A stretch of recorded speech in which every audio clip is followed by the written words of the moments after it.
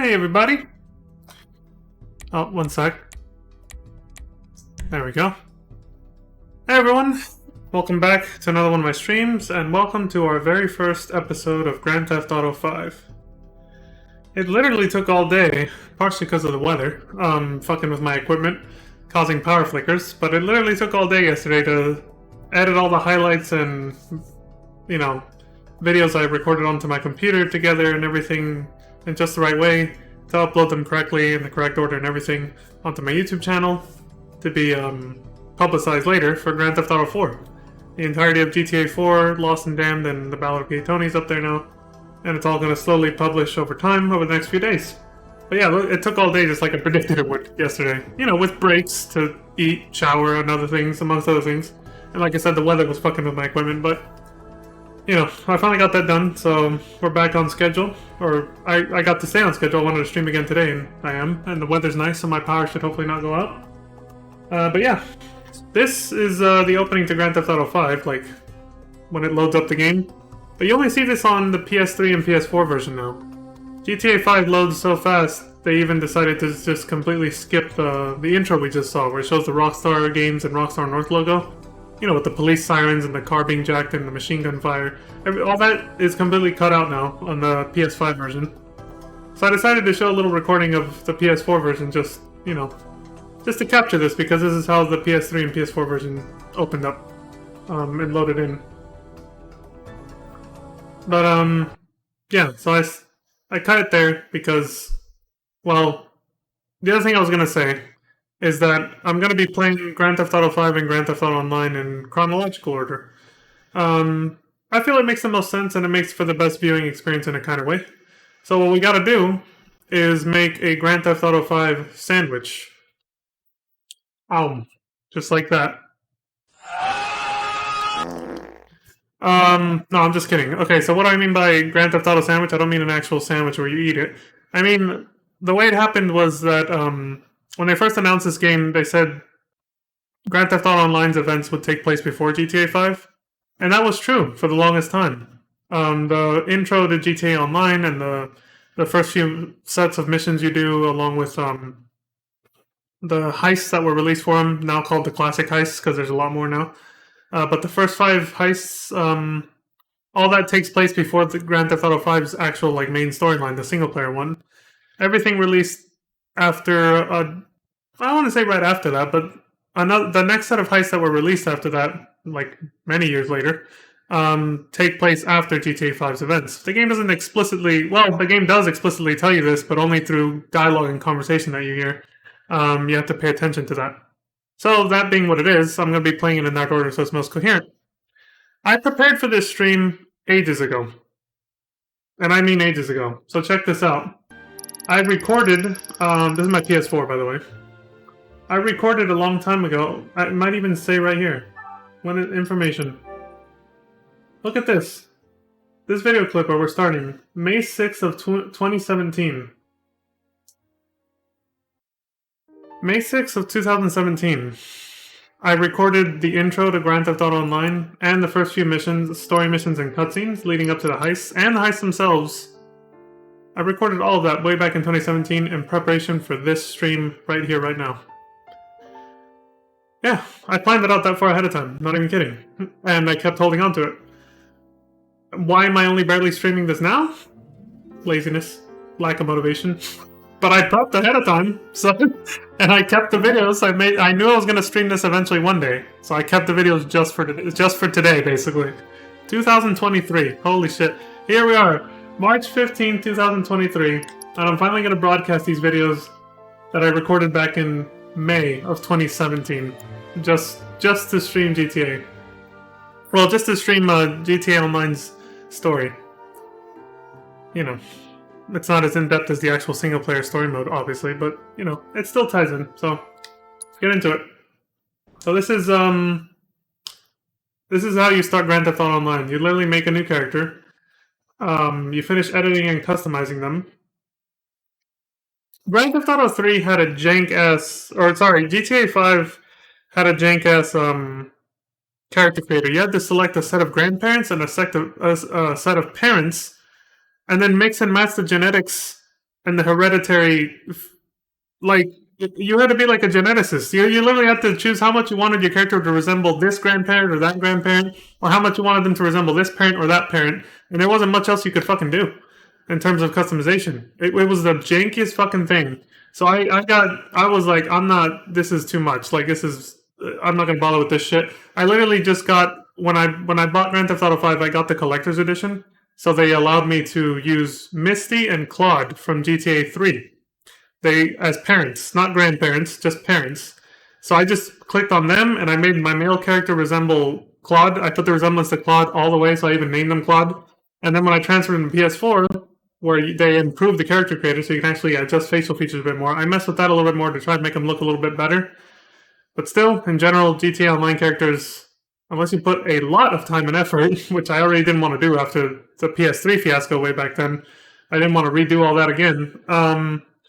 It takes a lot of effort to make them actually look decent. So yeah, I just kind of roughly went with Claude, and then that was my main character. So then to record these videos, I made a new character, an alt, on the same account, with the same exact appearance and everything, but at default starting point. That's why he's at 2 rank points here. Named him Claude again, just to re-record, the intro to Grand Theft Auto Online, like what we're about to see. So on the PS4 version, what's really cool is when you create your character, you make them inside of a police station. They're like they're in that room where they take your mugshot after you get arrested, basically. And so after you make the character, it zooms in to take the mugshot when you're and that finalizes your character's creation at that point. So that's what's about to happen here. You click X, it takes a picture. That's it. Your character is now finalized. If you want to change their appearance later, it costs you like $100,000, I think. But then you just start the game. So, right there. Boom. So he's modeled after Claude from GTA 3. And yes, you can remove the arm hair, if you saw that. They added the option to skip the tutorial because people were getting glitched, and the game got bugged, and literally from launch on the PS3 days back in 2013. The game was bugged and some people couldn't even play the fucking game because the tutorial intro cutscenes and everything wouldn't load properly, so they were just stuck unable to play the game. So they eventually added an option to just skip it. Even though they also fixed it at the same time, so it didn't happen anymore, they still gave the option just to skip it anyway for those who were already frustrated. But obviously then you missed the intro cutscene, so.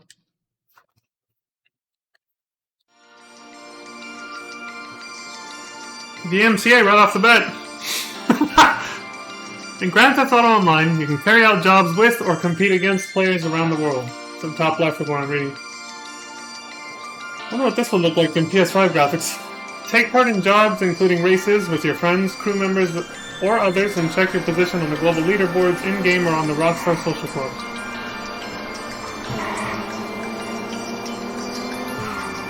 You can challenge others with jobs you have created yourself, or bet on players to win and earn cash.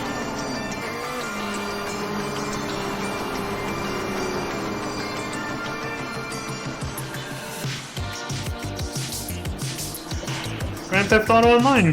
Dylan. You can store your own collection of cars and motorcycles in garages that you can purchase around the map. Challenge others to tennis, golf, and many other activities.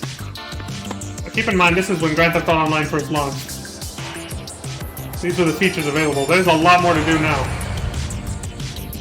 So what's cool here is the other people on the plane are actually other players who are going into the intro mission with you. Because as soon as this intro's over, you get put into a mission with other players right away. As you play, you will gain reputation points, RP. Performing jobs and taking out enemies will increase your RP. As your RP increases, your rank will increase, and this will unlock new weapons, equipment, and abilities. So the plane just landed with our character at Los Santos International Airport. What that shit do, you big old pimp, you? And here we go. I see you up in this motherfucker now, huh?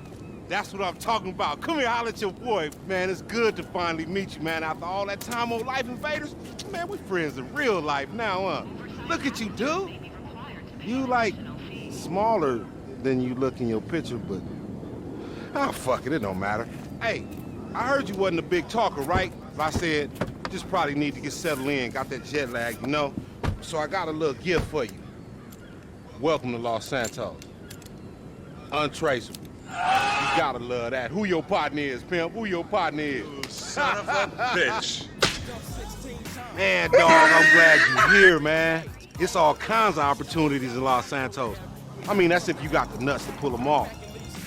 And don't even trip, man. Your boy know people all over the city. Like the boy Hal, he is like hands down the best mechanic in town. Or the other boy Simeon, man, he's literally the best bullshit artist in town. Or we can go fuck with the homie G, or any of the homies from family for that matter. You straight. Matter of fact, we gonna fall through on Hal right now and see if we can get us a race, you know? You with the business, we can make us a little wager. Ooh, wait, that's my shit. You know what's funny about looking at my character? The starting clothes that I picked for him? That's exactly how I used to dress in high school. I'm not even kidding. I used to wear an oversized white t-shirt. It wasn't a V-neck collar like that one, but it was just a plain white t-shirt, a little oversized, and blue jeans. I think subconsciously I was still thinking about my high school self-persona or something when I made this character for these videos.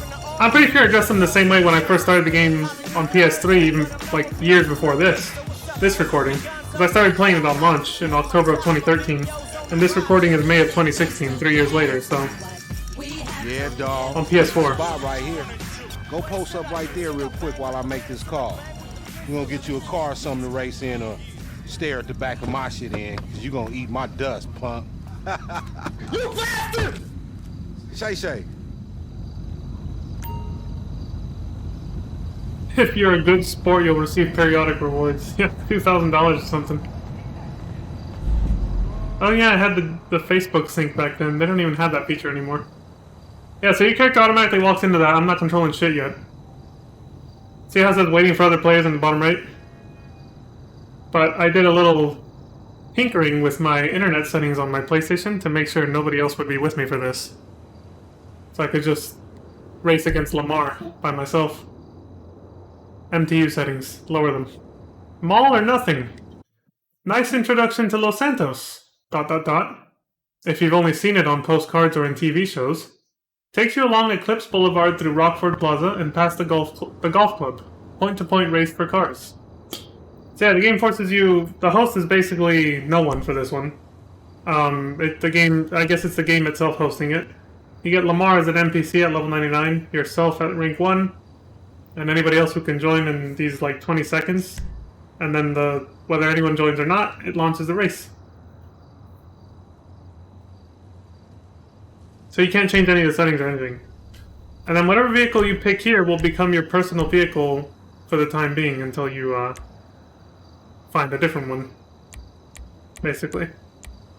If you notice that the music just muted after the cutscene ended, PS4 and PS5 have a feature where when you use the share... What's up with that shit, man? What kind of whip you trying to push, homie? Oh, the race stats are carried over, or account-based. So even though this is a new character, it still has my race stats from my actual main character.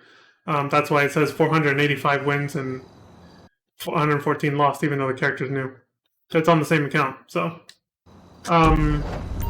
what was I saying? Oh yeah, so the PS4 and PS5 share button feature, which allows you to like record what just happened the last 5 minutes or the last hour or something like that, which is what I use to record all of these. It automatically is set to mute the music and all the radio, except for the intro, like that, the intro credits. So even if you have the music volume all the way up, which I do, it automatically mutes when you're listening to the radio, but not the intro credits and the post credits like we just saw. We were able to hear music there, which probably got DMCA'd. We're probably going to have a muted segment, but that's why I'm recording this too, so I can just upload that if that happens. But yeah, so that's really cool because now I don't even have to worry about having to change the radio station or turn it off when I get in the car. At least when I was recording these videos. But once we actually get to playing this live, where I'm actually like playing it off the PS5 and recording and live streaming at the same time, I won't have to worry about that again because my PC won't do that. It's only the PS5's recording functionality that does that. Anyway, that's why it suddenly went quiet though. Right after the intro credits, the music just kind of faded out and it's all dead quiet now. Ain't no shame in coming second, dog. Somebody gotta do it. You bastard! What? You suck! Right up here, homie. I'm about... Okay. Yes, I heard that too. That was fucking loud. So, an issue that happened that I did not foresee back then, because how do I explain this? The controller speaker on the PS4 controller, and the PS5 has this as well. If you have the controller speaker on for your audio settings, it will play phone audio, like he's talking to me through my phone right now, basically. It's on speaker, right? Whenever a phone call comes in or you call someone and there's a phone conversation, this happens for story mode as well. If you have the phone speaker on, for some reason, when you hit the share button and record that conversation, like this right here, it's super, super fucking loud. Like, that is incredibly loud, even for me. It came to my TV and I was like, fuck. Like, so I was just like, I did not know about this until I finished recording most of these. So I started, in the later recordings, I kind of started experimenting with turning the controller speaker on or off to try and mitigate this. But by the time I checked, most of the videos were already fucked with phone calls being super loud like this. So all I can say is, be careful. Headphone warning, basically.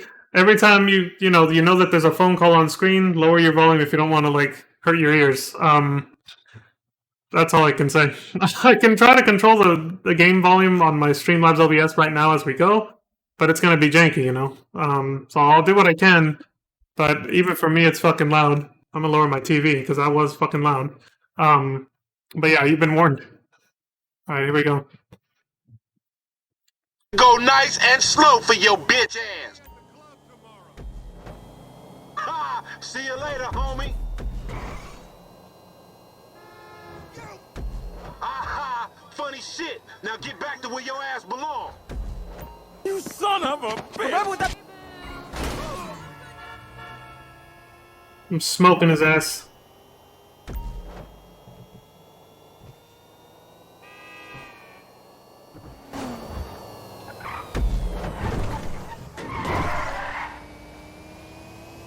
Looking for show them fools how to ride.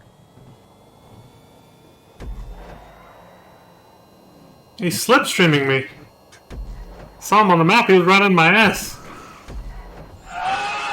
No, not like that, but you know what I'm saying. That's a cool new feature they added for races in this game, where you can catch up to people by getting right behind them and letting them essentially cut the air in front of you so that you... This is a real-life concept, by the way. They cut the air in front of you so that you can actually almost travel... your car can travel almost as if it was in a vacuum. So you can accelerate a lot faster and catch up to somebody and then overtake them. Once you've sped up a lot, you can go around them and get really far ahead. Sort of like catapult yourself around them like that. So yeah, you should be careful of letting people drive behind you too close in a race, because they can do that. You can do it back to them as well, but... It's a cool new element that allows for, you know, very skilled drivers to be able to compete very well, you know. If they know how to do it right, if you master the technique, it's a good way to win races. Of course, what most people opt to do instead is try to ram you off the road. The easiest way to win a race, especially in GTA, is kind of like the way they would race in the Lost and Damned, right? Where it was just try to beat the shit out of each other and ram each other off the road. No baseball bats here, even on bike races, but still. They since added contactless races. I have my finger on the volume bar for the game because I keep thinking Lamar's going to say something, but he hasn't said anything yet. But yeah, I keep... I'm just paranoid because it's loud as shit. Oh yeah, but they added contactless races after a while though. Where other cars are like ghosts and you can't ram into each other anymore. Alright. I think that's it. He's only going to talk to us in person now, so...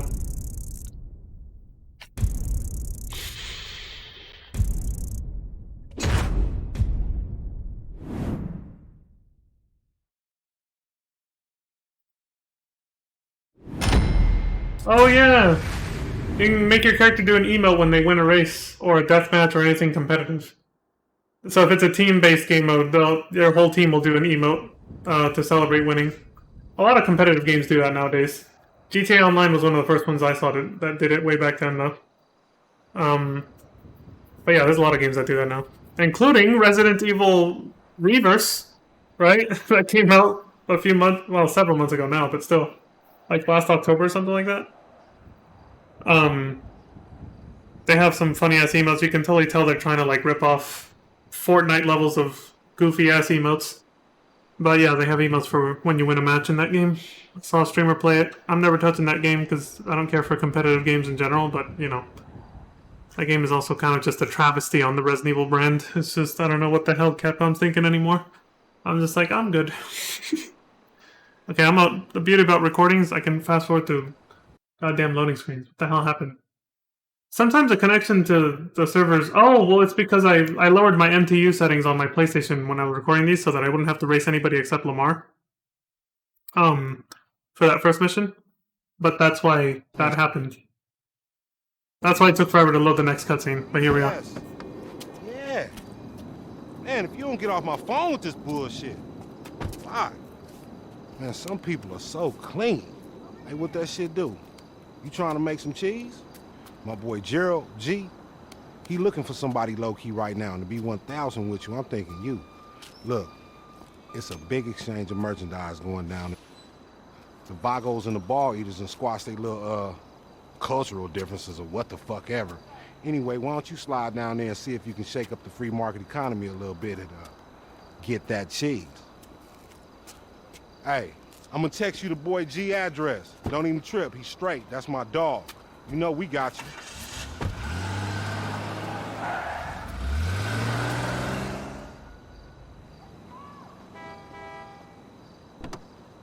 So this next mission, you get launched into it right after the race through this cutscene. See, it says go to the meeting. And you'll be partnered up with one other player that was in the race with you, assuming the connection held.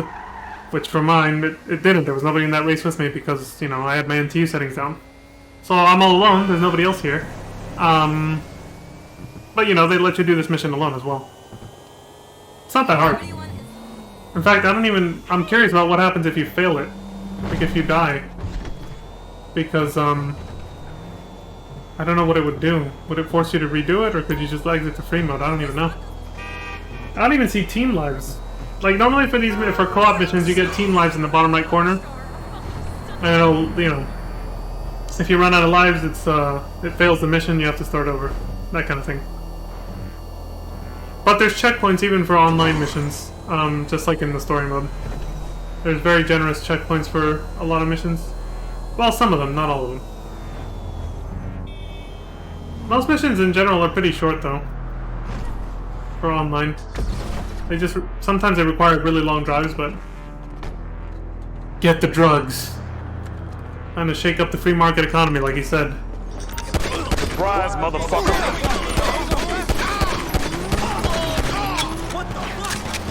Yeah, I play in first person because it's a hell of a lot easier to shoot. I find combat way easier in first person. First person was not available in the PS3 version. This was something they added with PS4. Thank God the in-game non-radio music isn't muted through recording. Because here's the thing. Grand Theft Auto 5 is the very first GTA game in its entire history of the franchise to finally have an original soundtrack that plays mostly during missions, but also during combat, like if you start shit with the cops. It has music, non-DMCA music, that will actually play now. While you're on foot or in the car, it doesn't matter.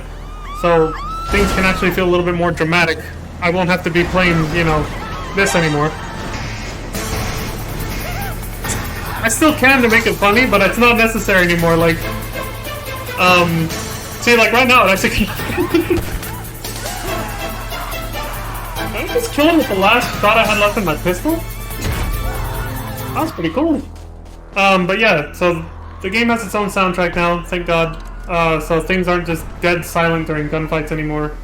And the music, what's really cool about the soundtrack is it picks up and adds more instruments depending on how dramatic your situation is. So like, if it's just a kind of like you're being hunted but you haven't been found by your enemies or something like that, it plays music at like with very little instruments. The same soundtrack will play with very little instruments and kind of quietly in the background. And then as soon as the cops or whoever spots you and you start like actually going at it, shooting at each other, it suddenly adds more instruments and the music picks up a little bit in volume to make it more dramatic and epic, basically. It's really cool. So for the first time that they've added music to, you know, non-DMCA music that doesn't just play on the radio, that kind of thing, They actually did a pretty good job. Hey, G, come out here, man. My folks here. What's up, dog? How you doing?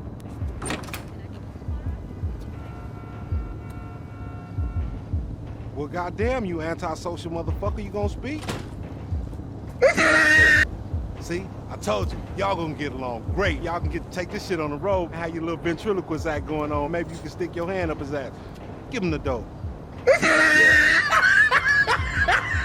Here. It's right. Don't bother counting it. You get anything else interesting, bring it my way. Yeah, what I tell you, motherfucker, he like you. And now you got you some bread. What you need to do is go get you some motherfucking gear, because you bummy as fuck. You can't be walking around with me looking like that. You need to better representate yourself. You know what I'm talking about? Hey, G, don't get lost, fool. Come on, man, tear that shit off, man. I need my commission. G, you hear me, dog? I need my commission, nigga. You about a stingy motherfucker, man.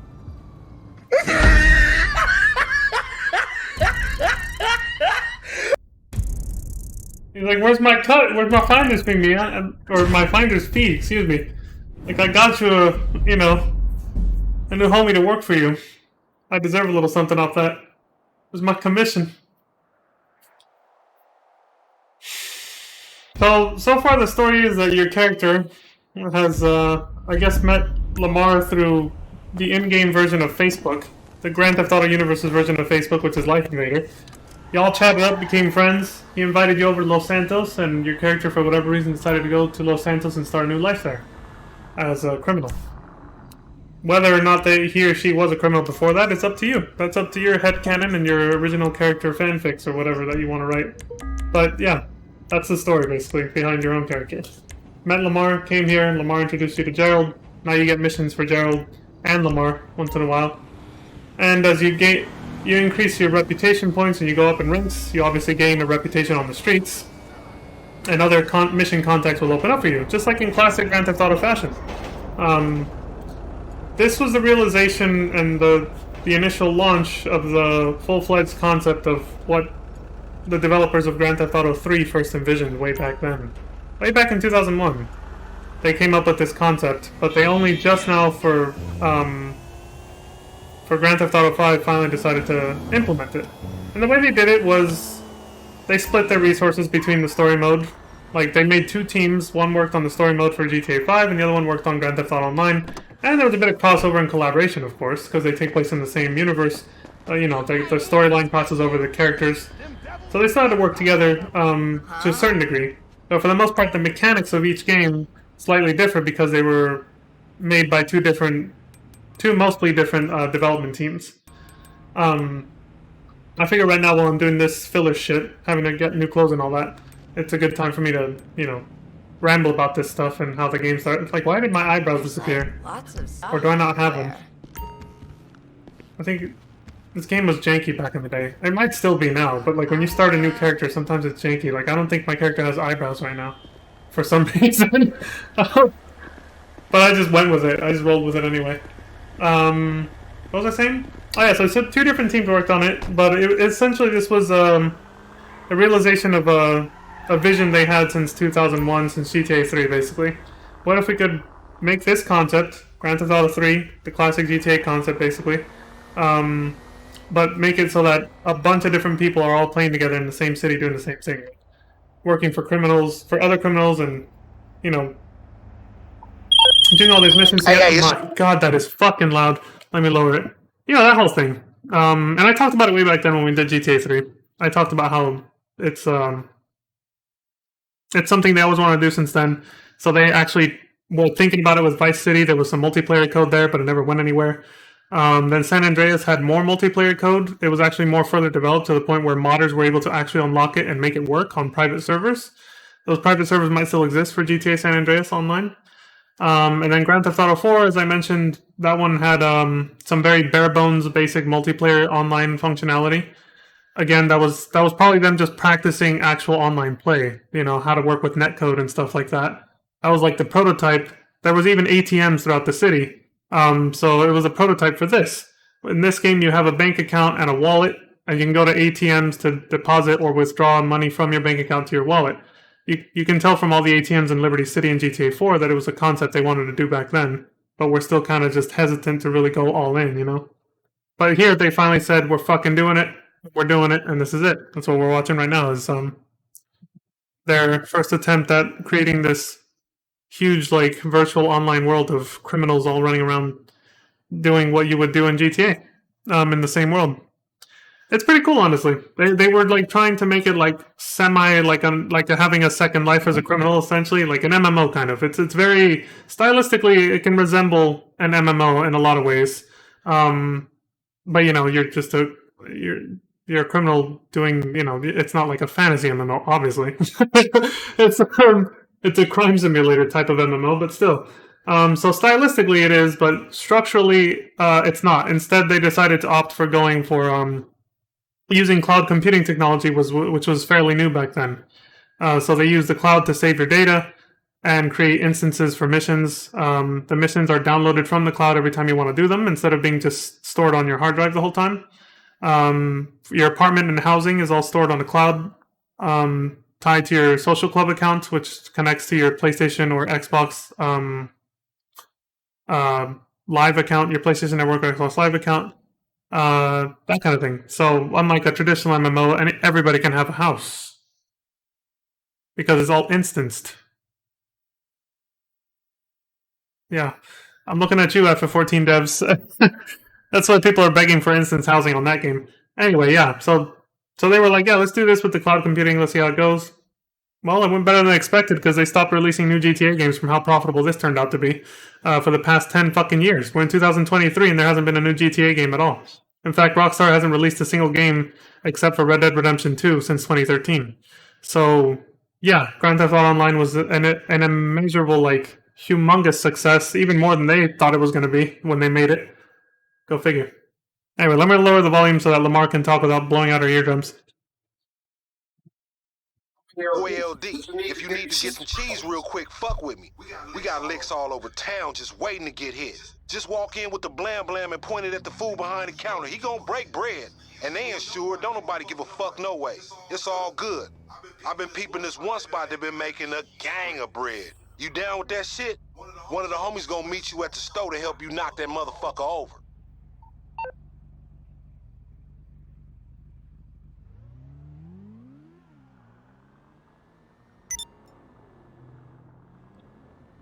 So there's the mission trigger. Like you'll get not a text message, but something that goes instead into this app on your phone, on your smartphone called the job app, I guess, or whatever. You'll get a message like that. They don't normally always look like this. This is just because we're still in the intro of the game. And then but this is how you can accept missions to start them now. Hold up. You've accepted a job from Lamar.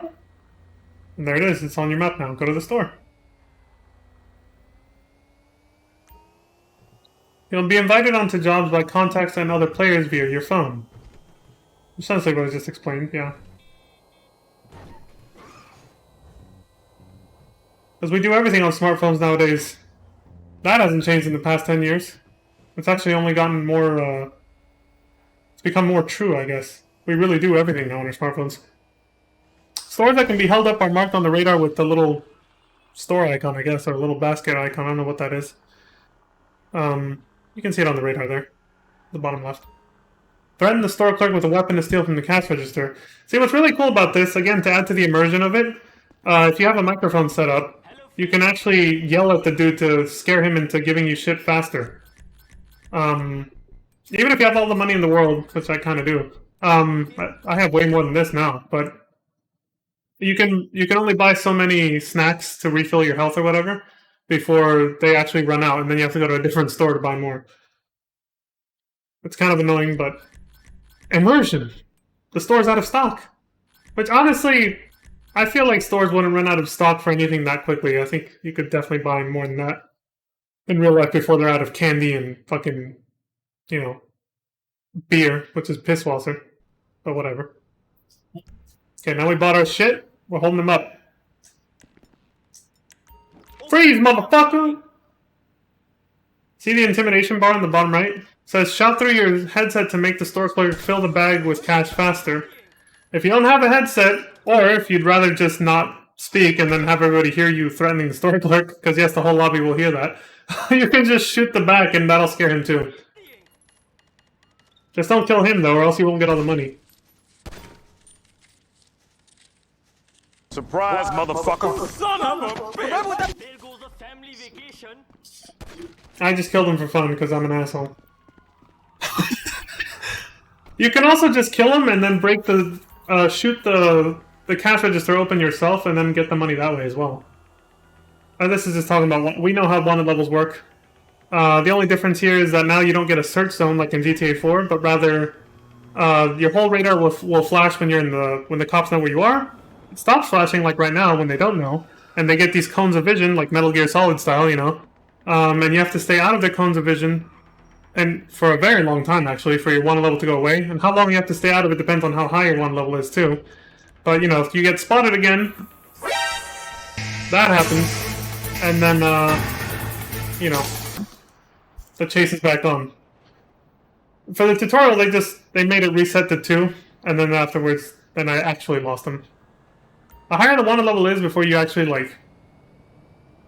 Oh, hold on a second. He said I'm gonna have somebody meet you there, right? Again, it's meant to be like another player in the lobby was, you know, if they accept the job from Lamar around the same time, you guys work together to rob the store. And then it's saying you can share the cash from your last job through the cash section of the inventory in the interaction menu.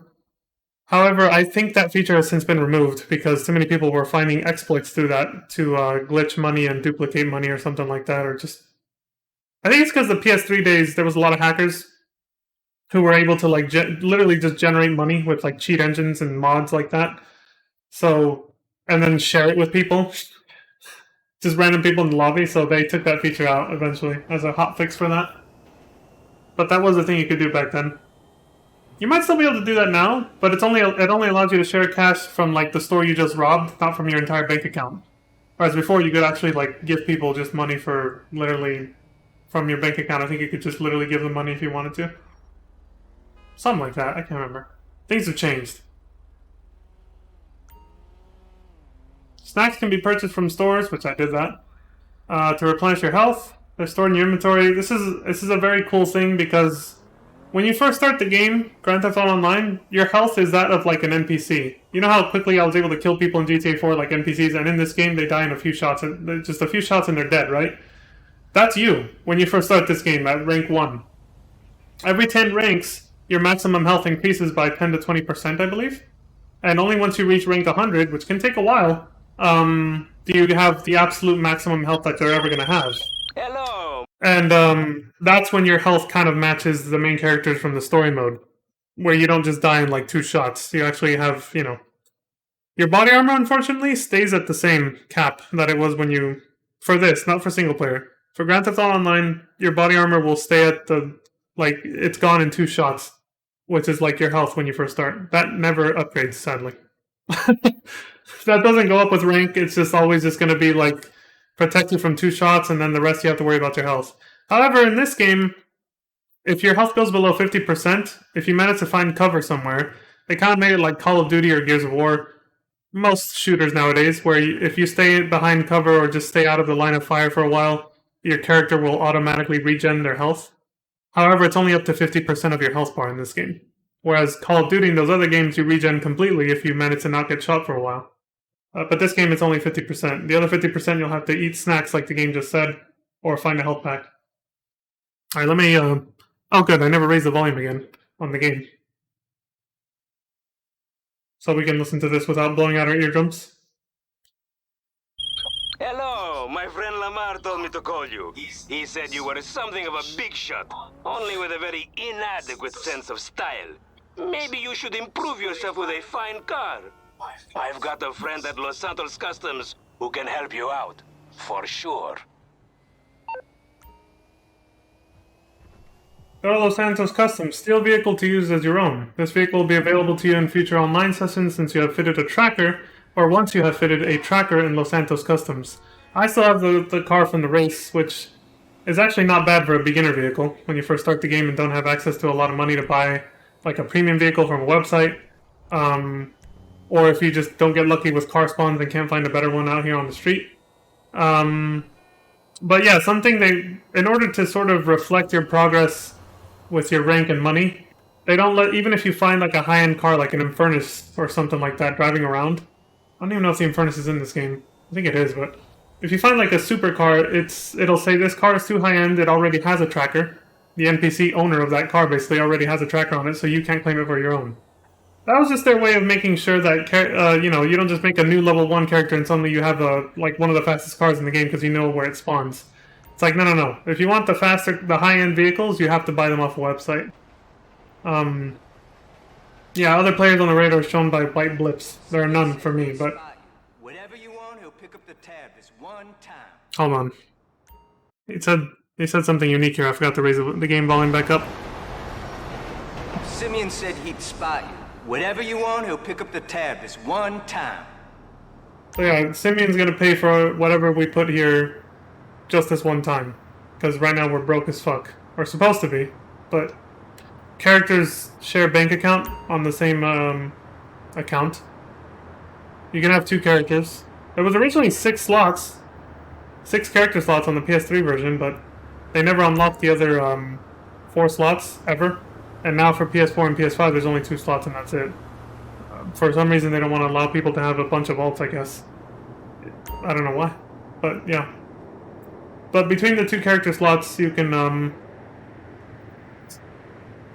share bank account, which is the bottom number up there. The light green one, that's your bank account. And the top green one is what's in your wallet.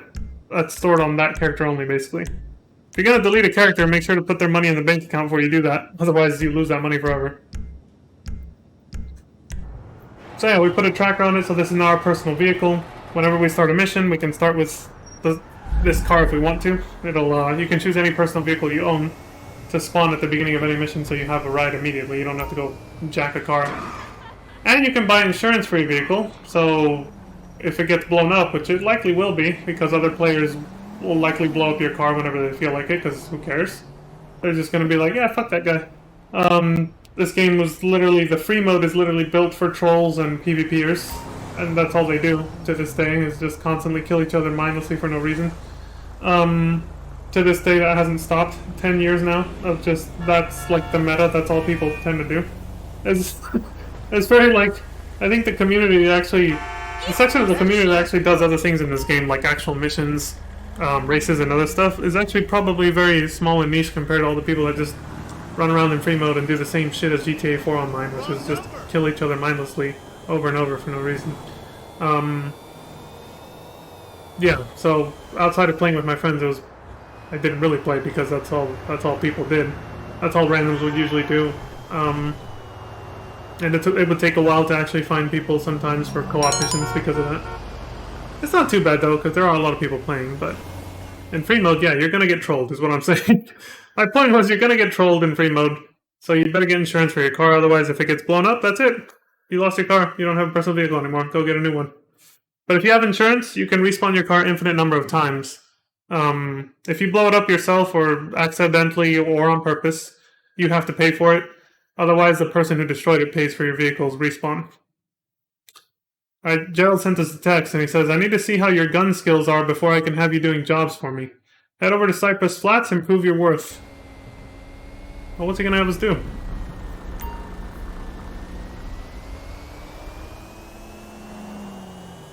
I actually don't remember this part. What the hell what's he gonna make us do?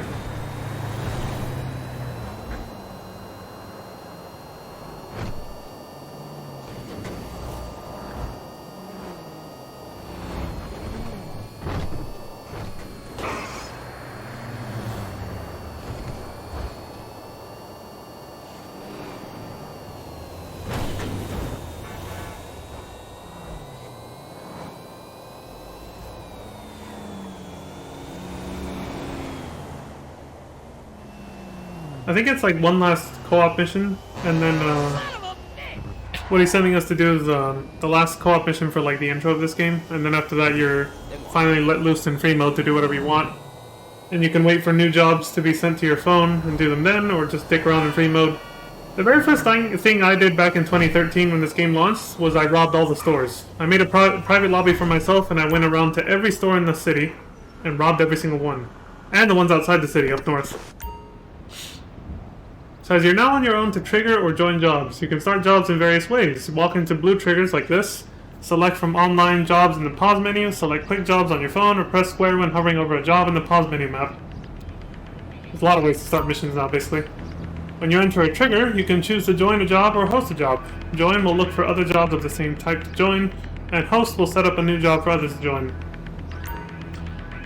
Playlists are lists of jobs that trigger one after another, with the winner being the player with the highest score once all jobs have been played. Start a playlist from the online menu. So this isn't even like a regular mission against NPCs. In Deathmatch, you compete in a team or individually against opponents. Whoever has the most kills is the winner. Yeah, we all know that. That's existed since shooters have existed back in the 90s. The last team standing, which is this job, you compete in a deathmatch against another team, but you only have one life. So it's a little bit more hardcore. You can use your own weapons and ammo in jobs, and you can purchase ammo on the betting screen. But you can also change the rules to make it so that everybody has a preset loadout as well. New job types will open up as you progress through Grand Theft Auto Online. Obviously. And when they release updates. If you leave jobs before they are complete or abuse other players, you will be considered a bad sport. If you stay a bad sport for too long, you'll only be able to play with other bad sports. Be nice.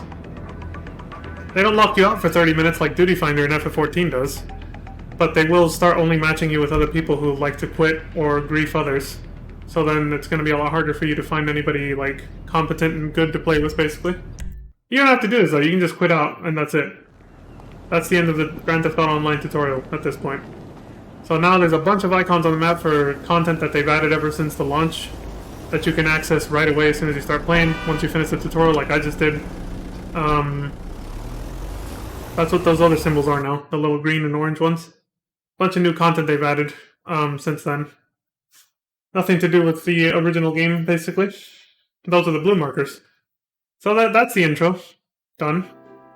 And now, after you rank up a bit, do some jobs, some random jobs here and there, you get another phone call and meet a new contact, like how we met Simeon.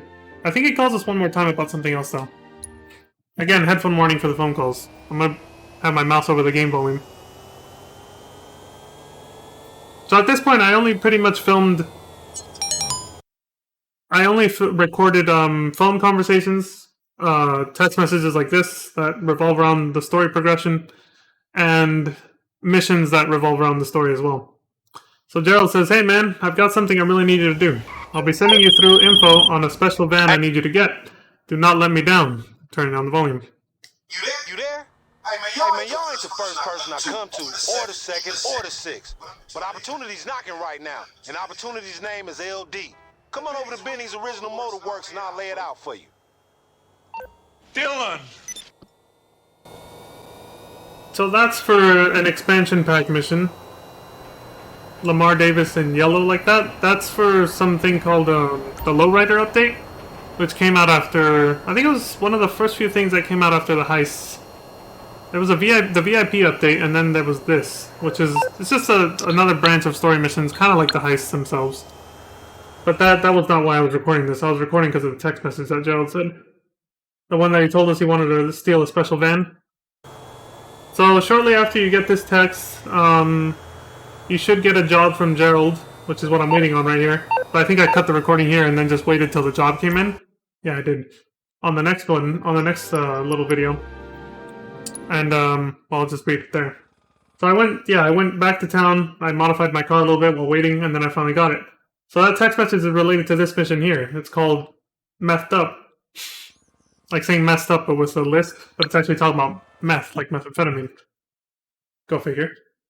A job for 1 to 4 players, Methed Up. It takes place 4,040 meters from where I am right now. Doesn't say in which direction, but the job description says, "Alright, fool, I got word on a hustle. It's outside of town at this serious dealer spot. But you don't gotta deal with him. He's been selling chemicals to some hillbilly types cooking out their RV. Boost the caravan and meet my dudes at the U-Tool Depot off the freeway. You get money, and I'm in the crystal game. It's all good." So we're basically gonna rip off another, like a rival drug dealer, take some meth off of them by stealing a van load of it, wherever they are, and bringing it to Gerald. So then Gerald will have some meth to sell. He'll give you some money for it. You know, the usual GTA stuff, right? Why this ties into the story, well, I won't spoil, but it does I'll just let it play. But yeah, I only recorded stuff that relates to the story, so... And this is one of those missions.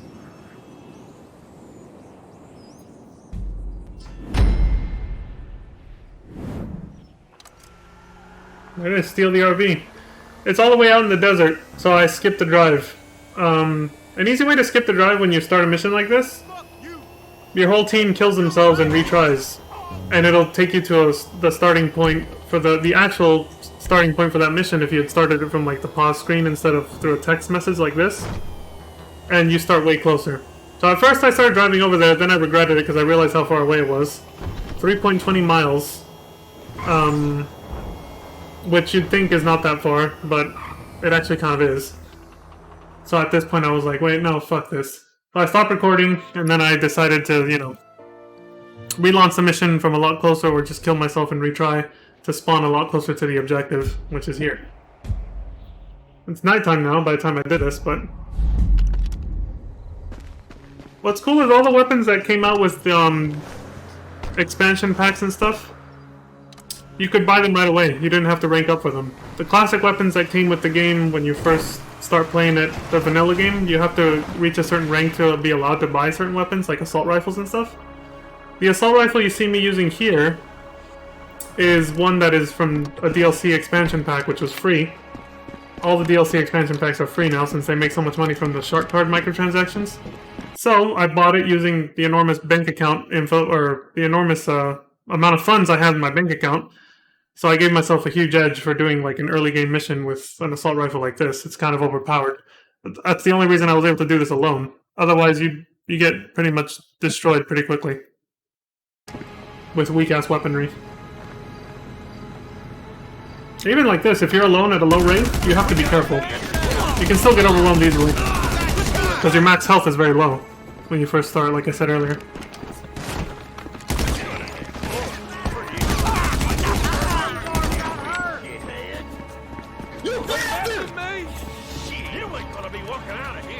You ain't gonna be walking out of here!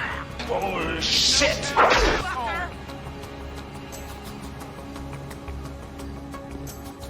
Here I come! Let me show you why I have 4 restraining orders! Oh, you piece of shit! You piece of shit! Die! Die! Die! I know my max health is very low compared to, like, single-player mode in GTA 4, so that's why I'm being incredibly cautious here. I'm waiting for them to come to me, but they're not that stupid, they don't always do that. Or if they do, it takes them forever. The enemy AI is a lot more cautious than you might expect. Not all of them. Some of them will eventually come to you if you wait long enough, but others of them will just stay where they are. We saw that in GTA 4 as well, though. You know, there was a lot of enemies that would just stay planted where they were. Motherfucker! Oh my god! Go get fucked! You can also carry 10 pieces of body armor in your inventory and use them in the middle of a mission to restore your body armor as well. Just like the snacks to restore your health, you can carry a bunch of those for that reason. That's something else I forgot to mention earlier. Yeah, see, since I'm a low rank, I'm using all DLC weapons, which are really powerful. Because I can't buy a lot of the hardcore vanilla weapons because I'm a low rank. But with these DLC weapons, you don't really need them anymore. You really don't need the vanilla weapons anymore because these are so much better. And you can buy them at rank 1. So I guess my point of saying that is it's a lot easier. If you have the money though, of course, they're still expensive. But if you have the money, it's a lot easier to start this game now than it was back in 2013. Back then, you had to work in teams to actually finish a lot of missions. Like, I just made this look hella easy because of the weapons I had. But like, at rank 10 or 11, back in the day, all you could have was literally like a tiny submachine gun at best. You weren't going to get this done by yourself unless, like, you practiced the mission a lot. And were incredibly cautious. I know this from experience, because I used to solo missions back then, too. When we didn't have these like really cool DLC weapons and all that, like this assault rifle. I used to solo missions back then, and I was just like, why is this game so fucking hard? I die in like 2 bullets. Even if you play on easy. The difficulty setting for the missions only affects how many lives your team has, not the enemy AI or how much damage they do to you, sadly. If there is a damage modifier, it's very slight. It's not as much as you'd hope. So if you're playing by yourself, even if you set it to easy, you only have 1 team life. If you're playing with 4 people, a full team, a full party, you get 4 lives. They're shared between everybody. So if the same guy dies 5 times, then there goes all your lives. But at least you could continue without them. In these missions, anyway. See, you can tell I practiced this mission because I already knew where the enemies were going to spawn, the ones that were going to chase me. So I didn't try to outrun them because their accuracy is too good and they would have killed me while I'm trying to drive. So instead I get out of the fucking van, the RV, and shoot them and then continue. That's the other reason I was able to get this done by myself, was because I was already familiar with this mission before I recorded it. I like how the gas pump I blew up restored itself. It was fine, it was right there again, like what the fuck? As if I never blew it up.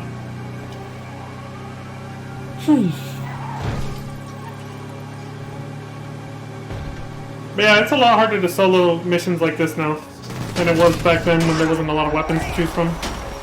See what I mean about the accuracy? Look, in the time it took me to stop the goddamn car, they almost killed me. I'm already at like... I'm about to die. I'm at like 30% health. That's why I don't try to run away. I just stop and kill them before I continue. That's why these missions were designed for, you know, co-op. And yeah, it says up there in the top left I'm playing on hard because of what I said. Easy will only give you more lives if you're playing with a full team. So if you're gonna play by yourself, you might as well set it to hard because it literally makes no difference, except you'll get paid less money. Actually no, the money's the same, it's the RP, the reputation points. You get more for higher difficulties. I think for heists it's different, that does affect your money. How much payout you get. But for normal missions, it only affects RP, not money. So if you're desperate to rank up, you might as well go hardcore and, you know, choose the hardest difficulty every time. Like I said, all it does is affect your team lives. And like I said, if you're by yourself, you only get 1 team life on any difficulty, so you might as well select hard. Because it makes no difference. If you're by yourself. Literally no difference.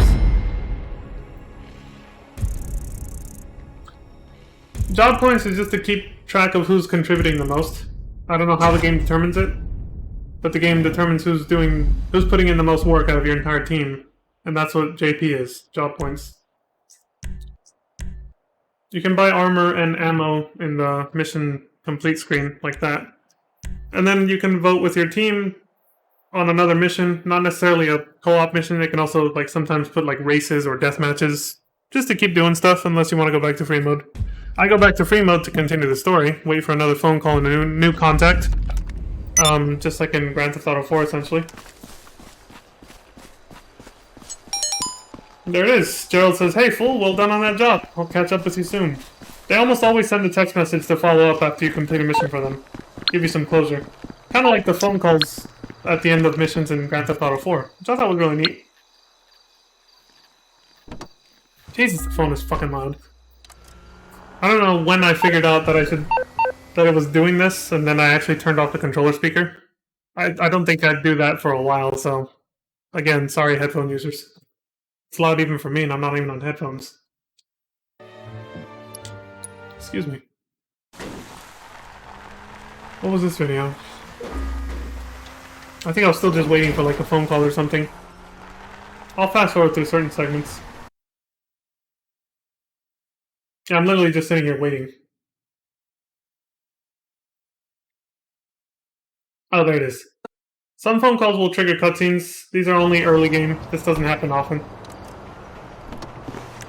There it is. Oh my god. Big fucking... Okay, I'm turning it down.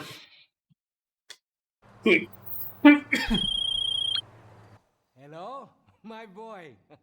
It is your Uncle Simeon. Yes, I know we are not really a family. The modifications on the car, they are a present. A gift from me to you. And like all gifts, they are freely given. Although, You are now forever in my debt. Oh, and bearing that in mind at all times, perhaps I will text you with the occasional favor for me. You bastard! Listen, eventually, after many years of hard work, you too can afford a nasty lockup in which to keep your classily modified and unique vehicles. But in the meantime, just don't get robbed, okay? Okay. Yes. I see you soon. Dylan! You son of a bitch. You'll see for sale signs around the map where you can purchase garages. You can also purchase them from the Dynasty 8 website. That's what that phone call and cutscene is for. It tells you about buying property so that you have somewhere to live. When you first start the game, you have nowhere. You can spawn at your last location, or you can set it to spawn at the hotel. The hotel is in southern Los Santos in a dilapidated area, and it doesn't have an interior. You just spawn at the front doorstep of the hotel, and you can't go inside of it. So you're constantly outside, basically, at the mercy of other players, until you get your own house or apartment or garage. Some houses come with, and apartments come with garages. Most of them do. But if not, you can also just buy an individual garage. One that can store 2 cars, one that can store 6, or one that can store 10. And you can spawn inside of there where you'll be safe from other players as well. Now, back in the day, you could only have one property at a time. If you wanted to buy another one, there would be trade-in value, where the new one would be discounted half the price of your previous property. It's kind of like buying housing in FF14 a little bit. Nowadays, you can own, I don't know, what is it, like 5 normal properties, and then a lot of the new expansion packs and updates that have come out since then that add like business features and stuff like that, which I talked about a little bit before when we played Vice City Stories. A lot of the new businesses will come with their own garages to carry even more cars and, more spawn points for you to load into the game with, things like that. Let's see what this is. Not all the videos are in order, so I have to kind of preview some of them sometimes. Because some of the phone calls would just not trigger after a while, so I would go to do something else, hoping to trigger the next phone call that I knew I was supposed to get. Yeah, let me just lower the game volume right now, because it's going to be loud when it comes in.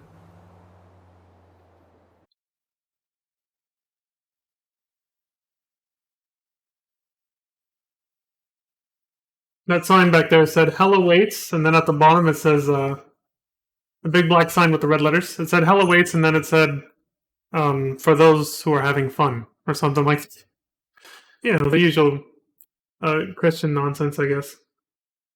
So at this point, I got tired of waiting and just decided to go buy a fucking house or an apartment. And I went with back then, the most prestigious and expensive apartment/house you could buy. The Eclipse Towers apartment. The custom apartment, which was not a launch thing. That was an expansion pack added at custom apartments later. So let me fast forward through this. Okay, I thought it was going to take me longer to actually make the purchase. 492 grand. There it is. And then you get a new contact, which is a mechanic. Dude will look after your cars. He's basically just there. He can deliver cars from you from any garage you want. You call him and you ask for that. There used to be an animation of him showing up with your car, getting out and telling you, "Hey, here's your car, boss," and then he'd walk away. But the problem is his AI would derp out a lot sometimes, so eventually, pretty early in the game's life cycle, they removed it. So now your car will literally, when you call him to bring you a car, your car will just spawn. And the guy doesn't exist anymore. He doesn't appear. It'll just spawn parked somewhere nearby, instead of the guy driving up with it and dropping it off. It was more immersive, but there was too many problems with it. The guy's AI would just freak out, and he'd sometimes run off with your car instead of giving it to you like he's supposed to, so they just got rid of him. But you still get to hear his voice over the phone, at least. Yeah?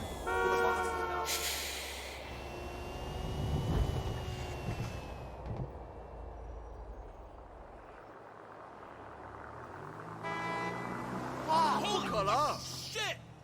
Holy fucking shit! Ain't even got a brain. Failure.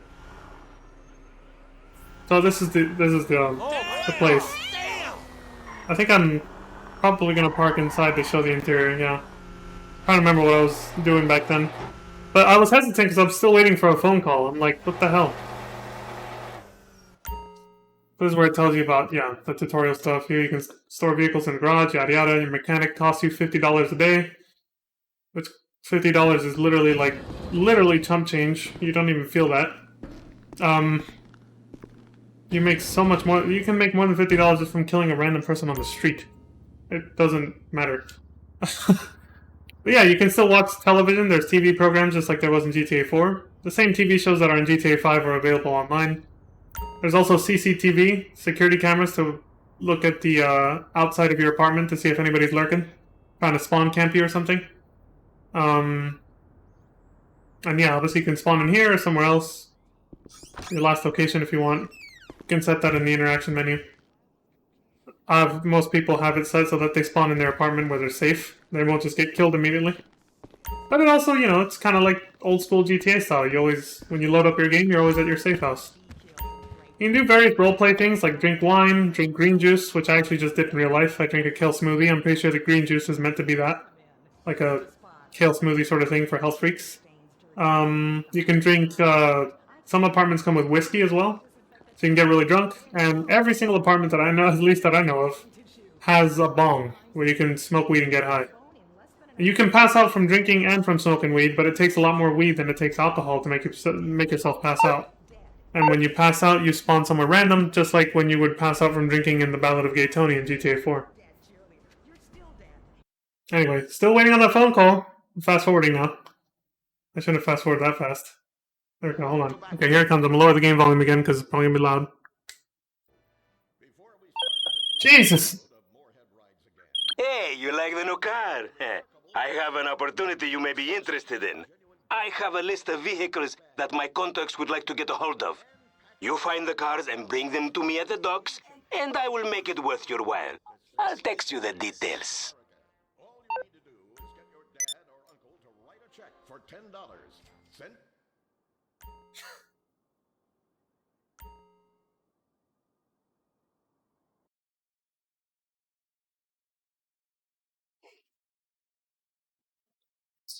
I was like, okay, there we go. We're making more progress. Waiting on another phone call.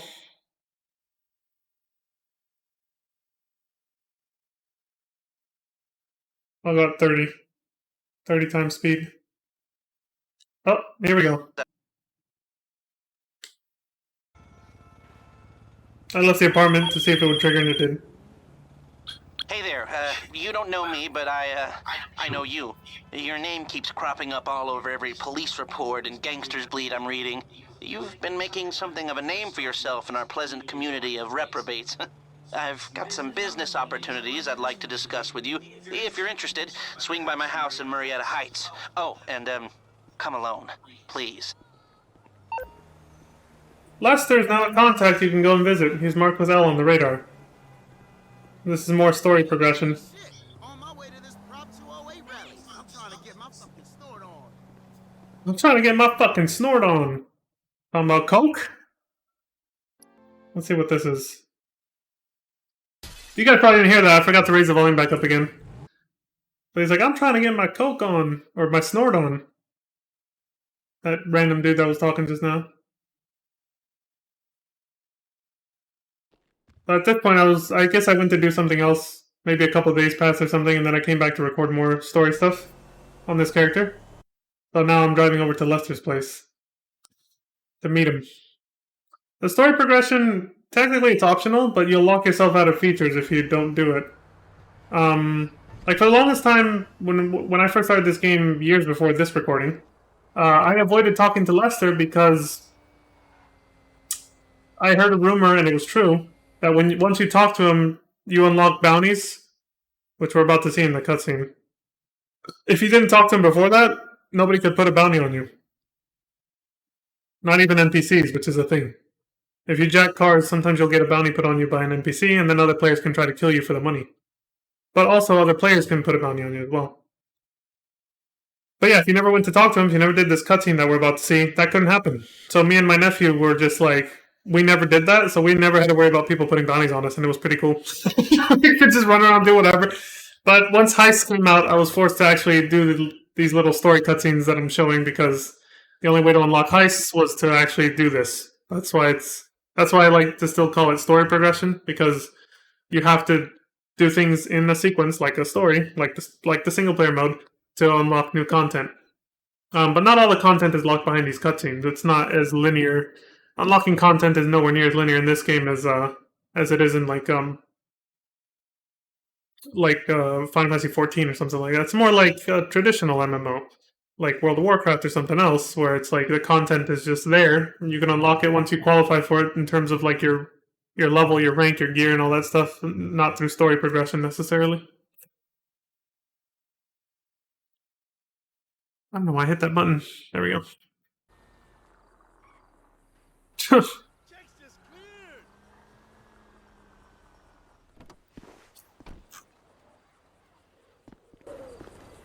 Turn the game audio back up. 508. Was wondering when you'd show up. Fuck you, Lester. Welcome to paradise. If your idea of paradise is a place where a sick, creepy voyeur can spy on anyone in the country with total impunity. Actually, I guess that kind of is the American dream, huh? Anyhow, I digress. You have made a big name for yourself, and that name is Dangerous Idiot who's just waiting to get robbed. So do yourself a favor and put some of that not-so-hard-earned money into real estate, and you can be a real player, just like me. Jesus, as I say that, I realize how depressing and pathetic I've become. I'm a mess, you know. Take pity on me. End it now. Kill me. And I thought it was funny. Look at this dude. Okay. Well, like I said, put some of that money into property. There's already people who want to rob you. Soon enough, there will be people who want to kill you. And if anybody gets particularly fresh, just give me a shout. I can put a bounty on them, and every whack job in the state will want to get them off your back for you. Of course, you never know. Maybe someone asked me to do it to you. You son of a... Oh, that was awkward.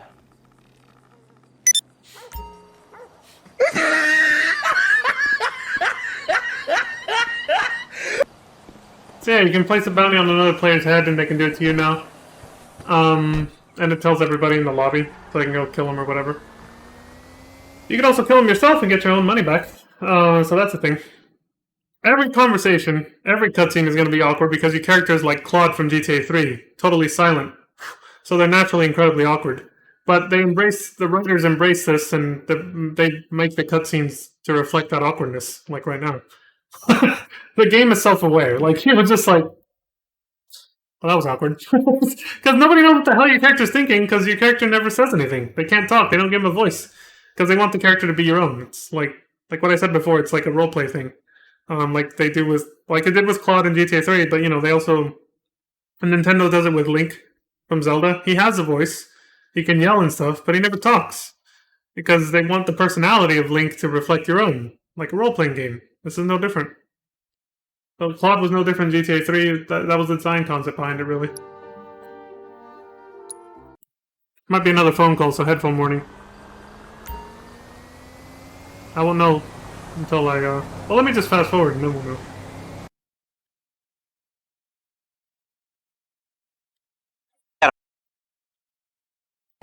So he tells you to invest in property.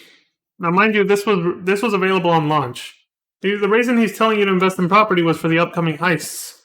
However, heists didn't come out until, for Grand Theft Auto Online, that content didn't come out until over a year after it first released because, well, to this day, who fucking knows? We still don't know. For some reason, they delayed heists for over a year. And then they were like, we just want to make sure they're polished. It's like, yeah, but you guys promised that was going to be something we were going to be able to do within like the first like couple months of this game releasing. Why did it take more than a year almost, or whatever? But anyway, once heists were unlocked and you have a high-end apartment like I do, like the one I bought just now, you get this phone call from Lester. So this is a little out of order because you're actually supposed to get phone calls from other characters first before this even happens. Well, before heists were released.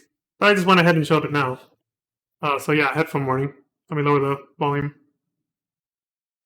There we go.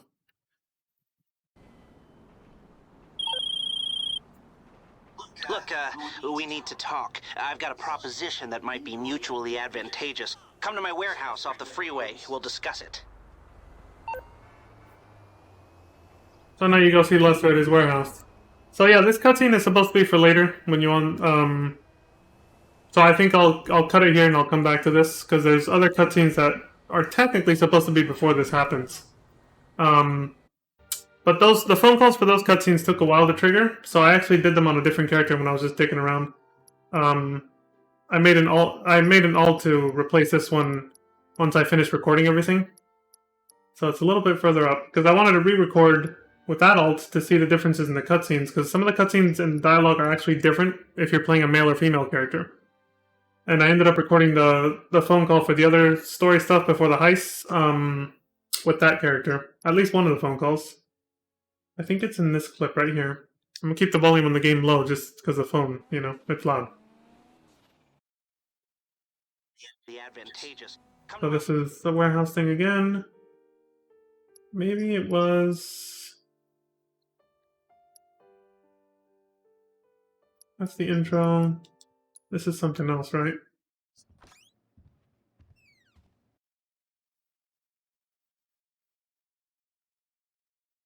Okay, that's that. This is the same cutscene we just saw, but, you know, I was playing with a female. I don't think he changes what he says to her. But I was planning on... One day I was actually gonna, like, redo most of this stuff, but actually live stream it with a female character, like her, basically. Remake her, basically. Just to see the differences. So one day I'll do that, so I won't show that now. Not every cutscene is different, but there are actually surprisingly a lot that are different based on your character's gender. More than you think. Sometimes the differences are subtle, like 1 line or 2 lines. One of the latest content updates we got like a year or 2 ago, or less than that, has a very different set of dialogue for one of the characters if you're a female. I forgot to save the recording, but like I said, I'll eventually live stream it. Doesn't matter. One day I will. So again, this is the scene we're about to see, but with her. Where's the one I'm looking for? Hold on, I think this is it. Not quite. I know which one I'm looking for. There we go. Well, I'm not sure if you get this one before the previous one, so... Give me 1 second. I just need to fast forward through some shit to make sure I'm mostly doing things in order. Okay, what character is this? Okay, it's her.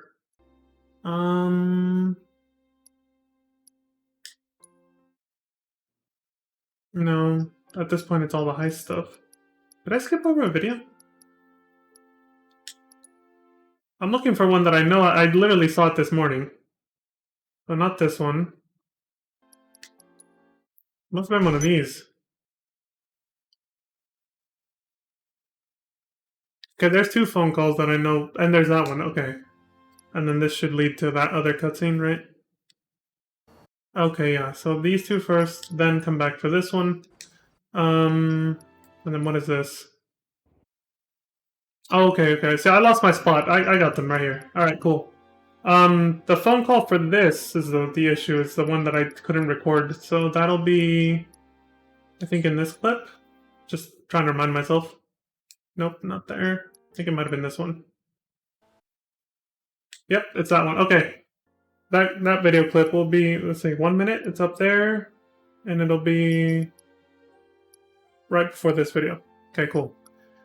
Sorry, like I said, some phone calls didn't trigger on time and I forgot to record them when I should have, so my clips are all over the place sometimes.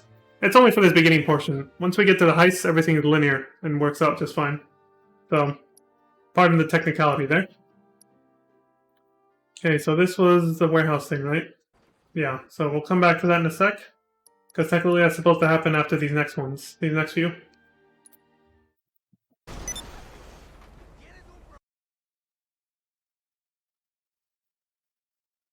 Pause, champ.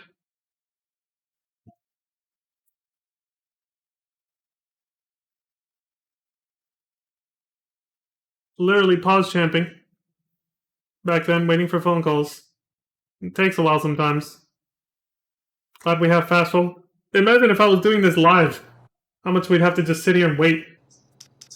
Without fast forward. this company called SecuroServe, which is a PMC, a private military contractor. Actually, no, I'm thinking of Merryweather. But there's this company called SecuroServe, which was introduced with VIP update, which it allows you to kind of run like your own little gang or something, and you can do stuff like kind of like a mob boss, low key, with your friends. New content. You could become a CEO and buy an actual office for yourself, where you could operate a business selling drugs and other things, like an actual mob boss with your friends. That's not part of the initial story though, so I'm just skipping over the text messages. Oh shit! This idiot. Right. I forgot about this guy. He's not that important, but this, whatever. I still recorded it. What up, wussy? I saw you racing. Not bad, but it's time to move out of the blue chips into something more volatile. Up the risk, up the gain. You feel me?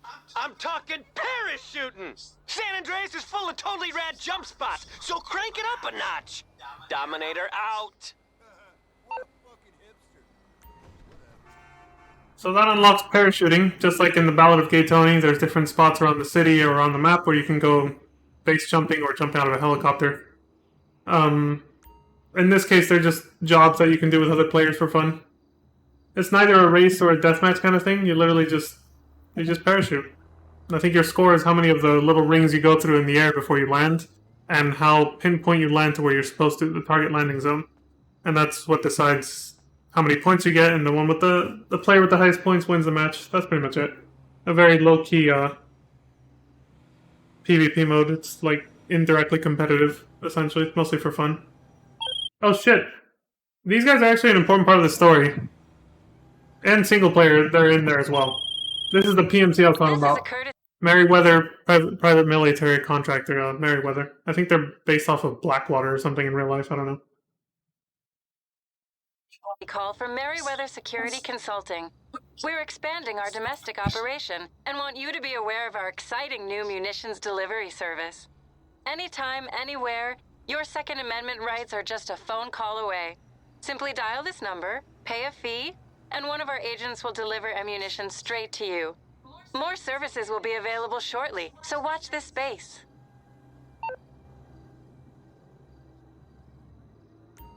Give Merryweather a call to request an ammo drop. Be sure to make it a secluded location and stop other players from stealing it. As you rank up, you get more features from them, like they can... I forgot all the shit they can do for you, but an ammo drop is just the first thing you unlock for them. You get more perks as you rank up.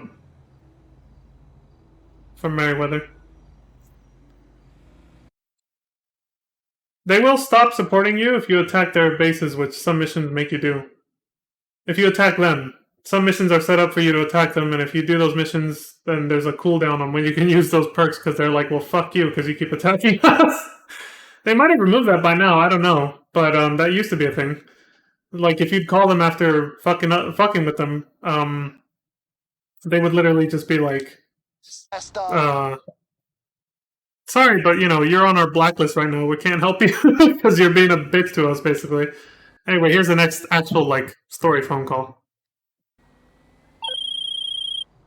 Hello, this is a courtesy call from Trevor Phillips Industries to tell you that you've messed up very badly. My boss is very angry, and you really would not like him when he's angry. He insists you come to our HQ in Sandy Shores and explain yourself. He told me to tell you to bring knee pads and mouthwash. Not sure what that means, but I would hurry if I were you. Which, right now, I'm glad I'm not. You bastard son of a bitch!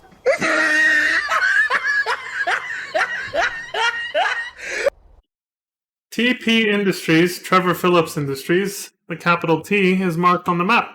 So now, just like with Lester, you go talk to him, you get a cutscene and it introduces a new character who will be a new contact for you to do missions for. I like how he said to bring, what did he say? Knee pads and mouthwash. I think we all know what that means.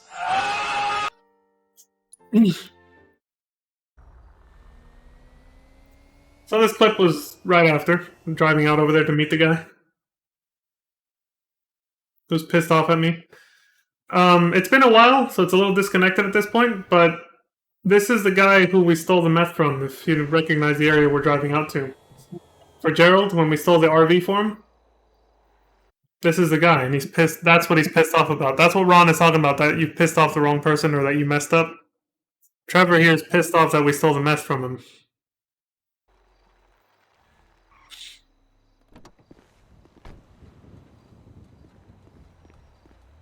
So let's go meet this new character.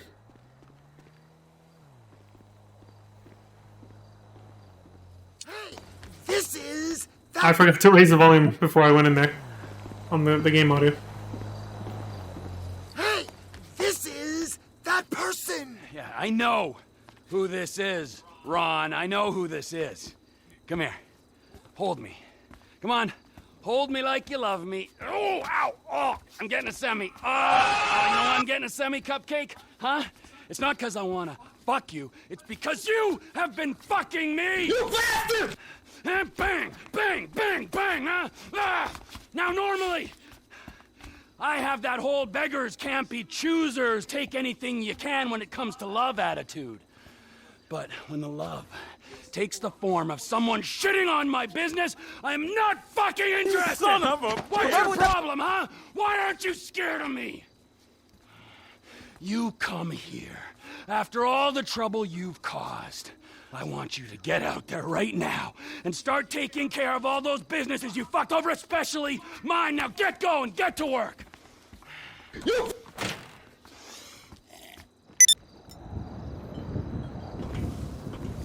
Yeah. He's pissed off about the meth being stolen, so he wants us to make up for it for him. So at that point now you can get missions from Trevor and his little assistant there, Ron, which is to help out him and everybody else living out here who you stole from when you got the meth van for Gerald, essentially. The same stun jumps that are available for 100% completion in story mode are available for your online character as well. 50 of them, just like GTA 4. This is one of them. Obviously, there's no... See, stun jump failed, there's 50 left. There's no slow-mo cam in online because you can't slow down time when you're supposed to be synced up with other players. How would that work? Even in Max Payne, they couldn't do that shit for the online multiplayer. They did some other jank shit for that ability. I can't remember what it was. But yeah, in single player, we go into slow-mo just like GTA 4 did. Which can make it a little easier to steer your car midair to like rotate it to make sure it lands right so you actually get credit for it. But yeah, that is a thing.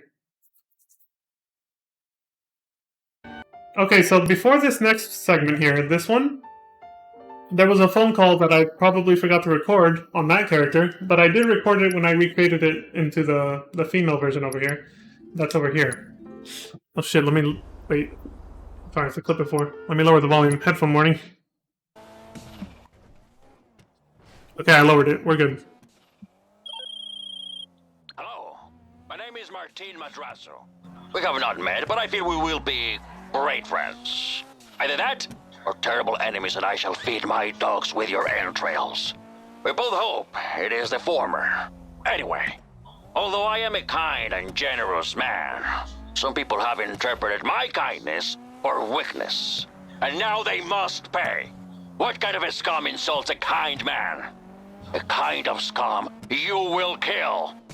I want you to seek them out of their hideouts across Los Santos and wipe them out. You can keep whatever you may find there as payment. I hear it might be quite profitable. Adios, amigo. There are various gang attack locations across the city. They're marked by a red area on your radar. Enter the area and attack the gangs to trigger. There are crates around with rewards inside. So that unlocks that new content, but it also introduces us to this new character named Martin Madrazo, who, from everything he just said, sounds like a pretty hardcore gang boss. Probably a little bit more higher end than Trevor Phillips that we just met. And he said, we haven't met, but after you get that phone call, you can get contact missions from him, aside from the gang attacks that are just a free mode thing that he just told us about. Your first contact mission that you can get from Martin Madrazo is this one. It's called Editor and Thief. This is back on the male character. So he sends you a text saying, I thought the journalists in Los Santos had more important agendas, like keeping celebrity out of rehab and actors in the closet. How my humble interests interest them, I don't know. Help me quieten down the editor of the Daily Globe before he shares his exclusive with the LSPD in La Mesa, and bring me his photos. So he wants you to, you know, kill a reporter and steal his evidence that he has on Martin Madrazo, so that you can, well, yeah, just to get rid of the evidence so that the cops don't come after him. That's the story behind this mission.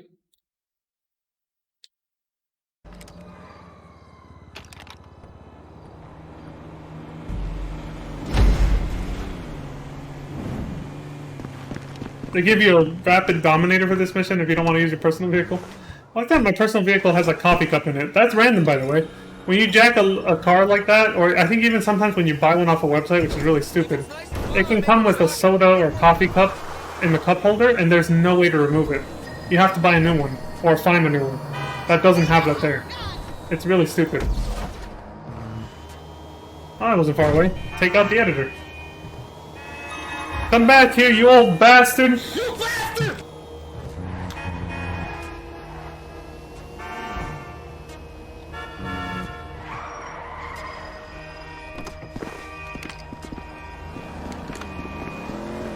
Do I have a rocket? What the hell am I gonna do? I think I'm just gonna pop him. There, I killed the editor. There's the evidence. Surprise, motherfucker. Gotta lose the cops, of course.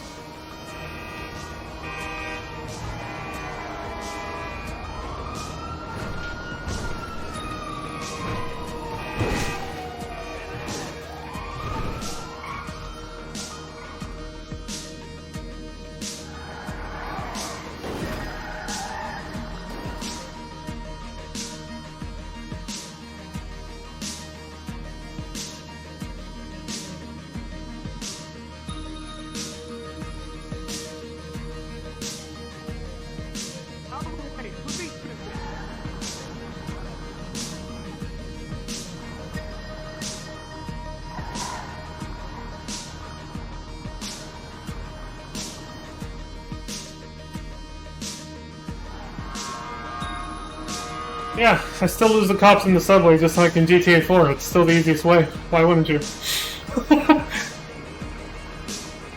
I backed up here a lot because I was getting nervous that they were going to come into the tunnel. They can do that sometimes.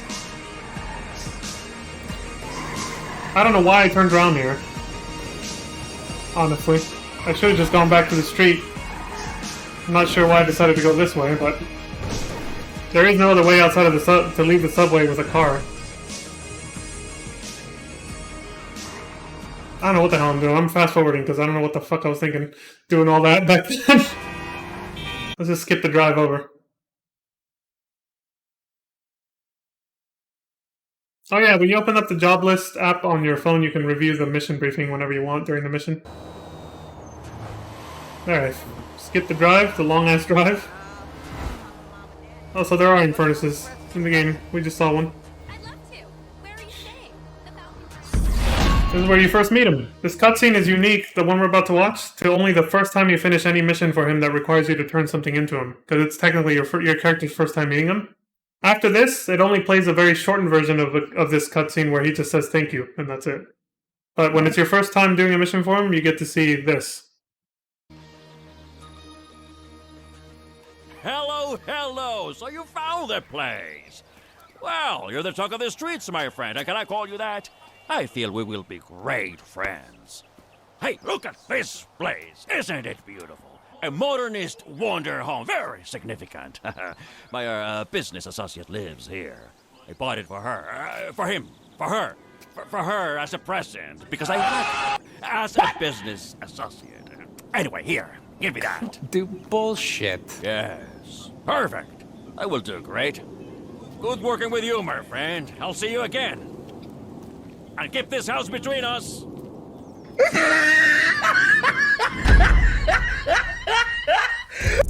So he's obviously...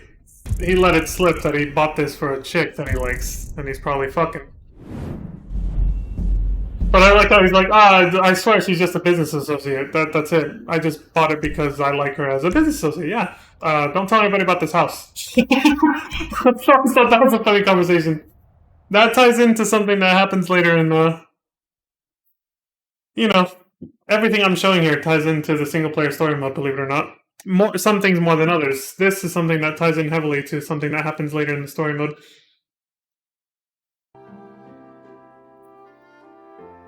I should just call it single-player mode, since both modes have a story, technically.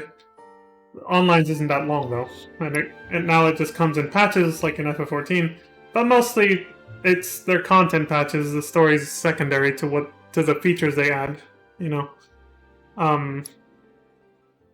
So there's not a lot past the heists, and I only plan for this little series, I'm only doing the heists.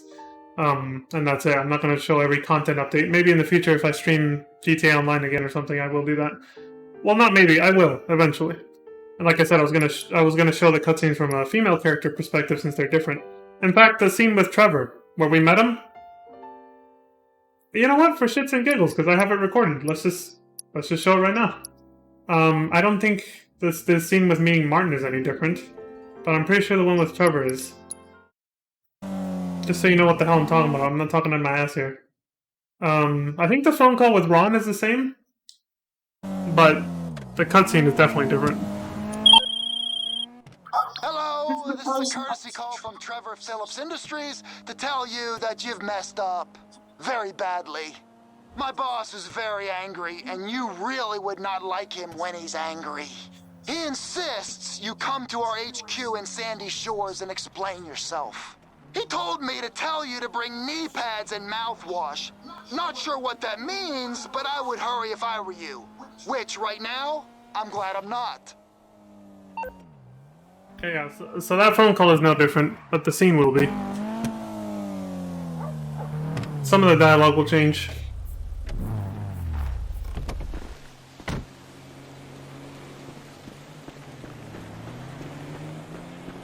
Again, remember he's pissed off at us for stealing the meth in Gerald's mission. This is that woman! I know who this is, Ronald. You disgust me. What kind of a sick Harridan are you, huh? You come here and you walk around the state like you own it. You never write, you never call. I mean, you don't even send a welcome basket or maybe a nice plate of cookies. Or not even an inappropriate selfie of your tits. But I love you. Really, I love you. You're like the close female friend I've always wanted. What? You're like the eager soldierette that I've always needed. So it's time to start repaying your debt to society. And you can start by dealing with the terrible harm you've done to the local businesses, especially mine. Now go on. And this time he grabs a beer instead of a shot glass. Because at the end of the male cutscene, he grabs a shot and takes it. This time he just grabbed the beer. There you go. There's a difference. Very different dialogue. He's like, you don't even send me an inappropriate picture of your tits. He does this much shit. This guy, dude.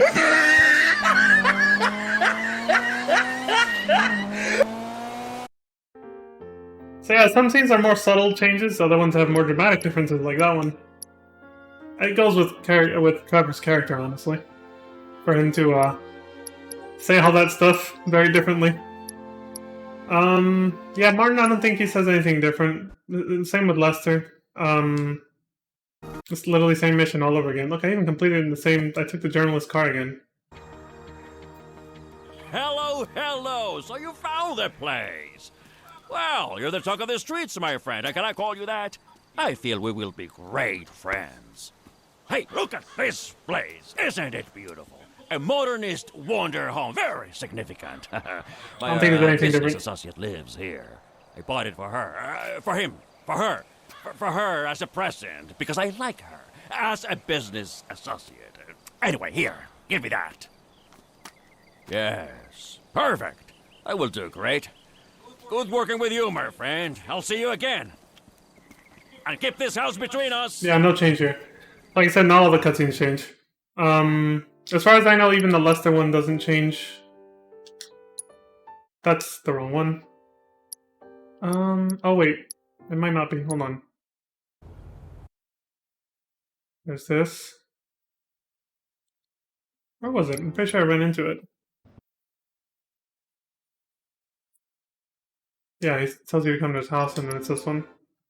But yeah, I'm pretty sure this one's not different either.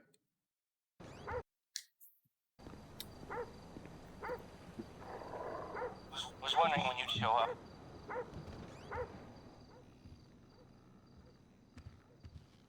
Welcome to paradise. If your idea of paradise is a place where a sick, creepy voyeur can spy on anyone in the country with total impunity. Actually, I guess that kind of is the American dream, huh? Anyhow, I digress.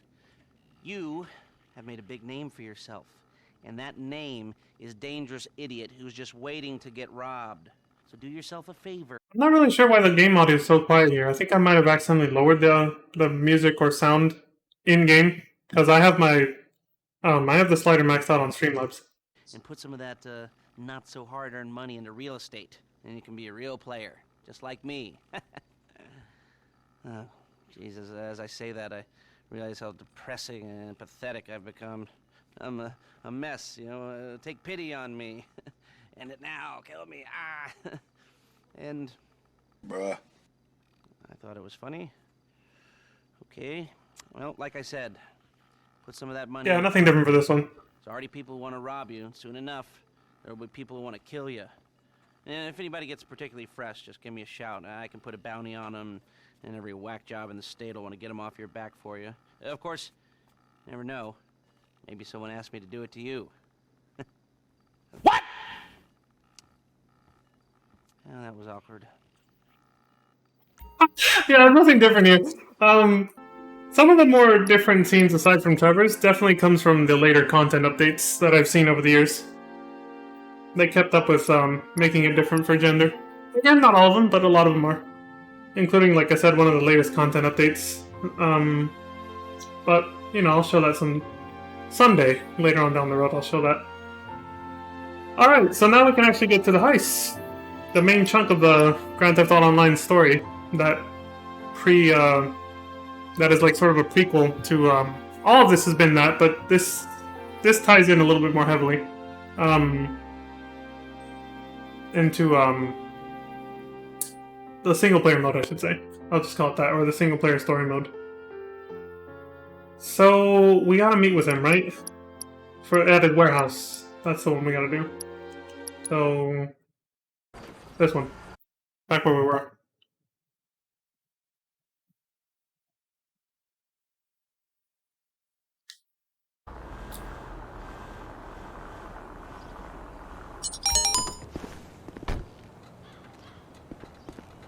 Warstockcashandcarry.com sells you military-grade vehicles.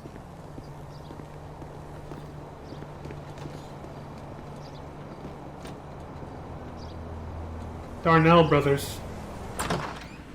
Yes, come in, come in. It's good to see you again. Been a while. Yeah, I've never been good at small talk. I don't have many friends. I do sometimes meet people online, and then I arrange to meet them out in the real world, and then I go there, but I hide, and I watch them, and I think, wow, now you are experiencing 1% of what I felt my entire childhood when I spoke to a girl. Wow. I've never told anyone that before. Feels good to talk. I'm curious now to see if this one's different, if you're actually a chick for this. So, I know you've been complaining, but you weren't ready. This is breaking the fourth wall. Okay, he's saying this because they're self-aware. The developers, Rockstar, are aware how long they took to release Heist when people were begging for it since this game came out. And it took like over a year, I think. So that's why he's saying, I know you've been complaining, but you weren't ready. They're self-aware. Now, maybe, just maybe you are ready to do real work. I mean, are you interested? Because If you are, I have a few things coming down the wire soonish. If you want, I'll contact you. But don't let me down on this. I'm putting my neck on the line, and I like my neck. It's my best feature. Aside from my sparkling conversation.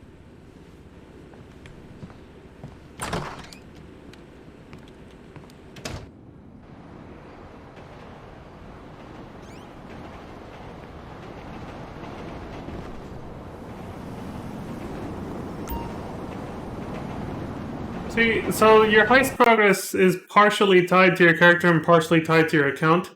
Since I've completed all the heists on my main character, it says this. It says, you've completed all heists, call Lester to replay a heist or launch them from the replay planning board in a high-end apartment. So even if you're playing on a brand new alt, you can actually play any heist you want in any order now, if you've already completed it on that account with a different character. However, if you do decide to still play them in order and wait for Lester's phone calls to set up each one, you can get the unique phone calls that happen between every heist, which only happen once per character and then never again. You can get that basically on the alt. But one of the phone calls didn't trigger for me, but luckily, it's not until after the first heist, so I'm not going to show that yet. But there is a YouTube video that shows that. There's a YouTube playlist that shows all the heists from our friends' GTA series videos, and how to do them like a complete pro, doing the elite challenges for them. And they include the phone calls that happen between the heists as well, which adds a little bit of extra story. So luckily I have those videos to fall back on, because not all the phone calls came through for me when I was recording these on my own. It's always a little janky when you're doing it on an alt rather than a fresh account, you know? An alt on the same account, basically. It's a little janky.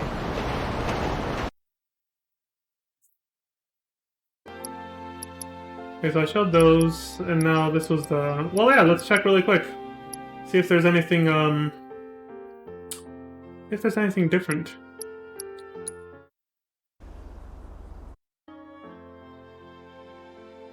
Where is it? This was Martin's phone call. That was Trevor. There it is, okay.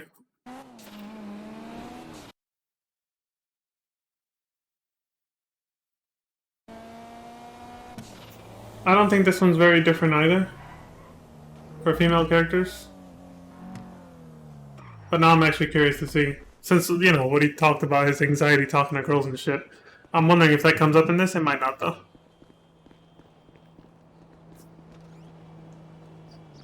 I doubt this one's different. I would remember it like the Trevor one. I don't think this one's too different. Oh, yes, come in. It's, good to see you. Again, I don't know why the volume is so low when I recorded these with her. Again, been a while. Yeah, I've never been good at small talk. I don't have many friends.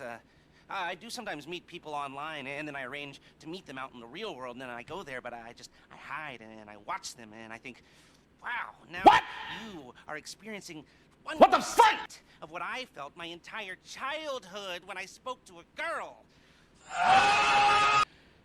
I've never told anyone that. Okay, so it's not different.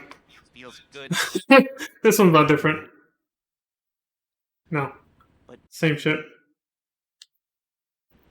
Probably some of the heist scenes might be different.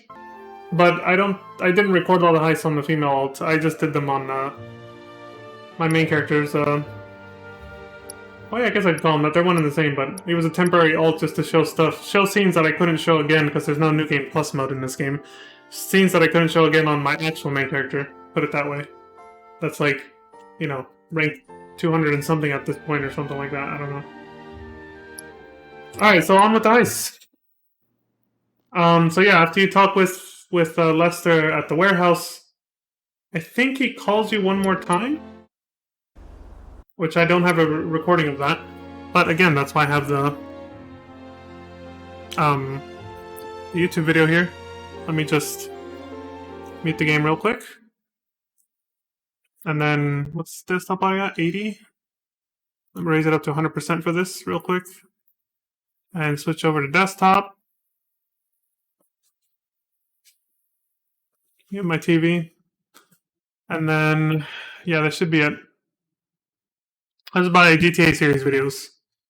These videos show how to complete the heist missions, like the setups and the finales, with maximum payout, and the elite challenges, and aiming for criminal mastermind challenge. I did that once with friends. was pretty cool. You have to get through all the heists without anyone dying.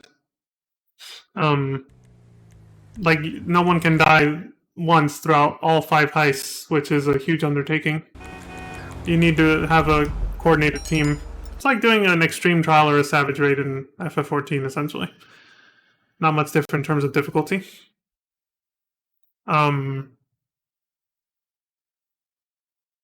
Okay, yeah. So see, he sends you a text message after you talk to him at the warehouse, I think. Or this could be before the warehouse, and I just didn't record it. He says, "Hey, I'm sure you're not going to mind. Hell, you've been waiting long enough, but I sent some people over to your place. It's just a little refurb, nothing to worry about. When it's ready, I'll call you to explain." So that's the text message you get from Lester that first tells you about your heist. That's when he sets up the planning room in your apartment, which you're about to see.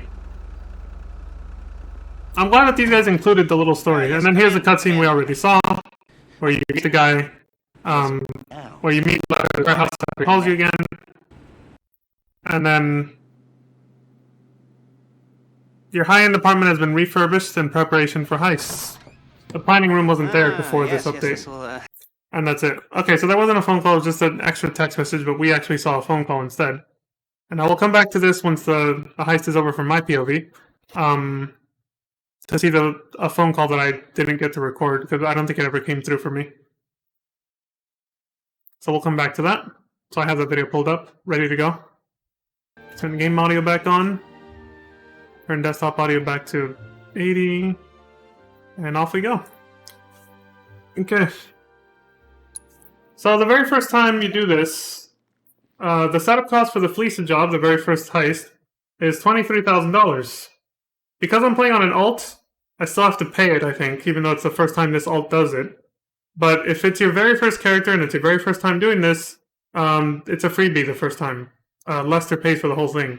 So you don't actually have to pay the $23,000. Like, this screen might still come up, but the game will tell you that Lester's going to pay for it anyway.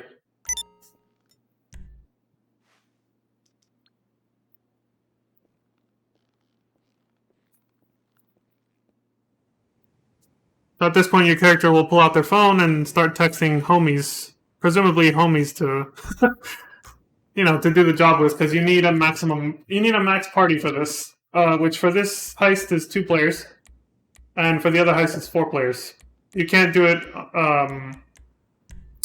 that's the minimum size requirement. You can't do it with less people. You can't do it alone. You can't do the 4-man heist with 2 people. It's just they're not set up that way. You need a full party.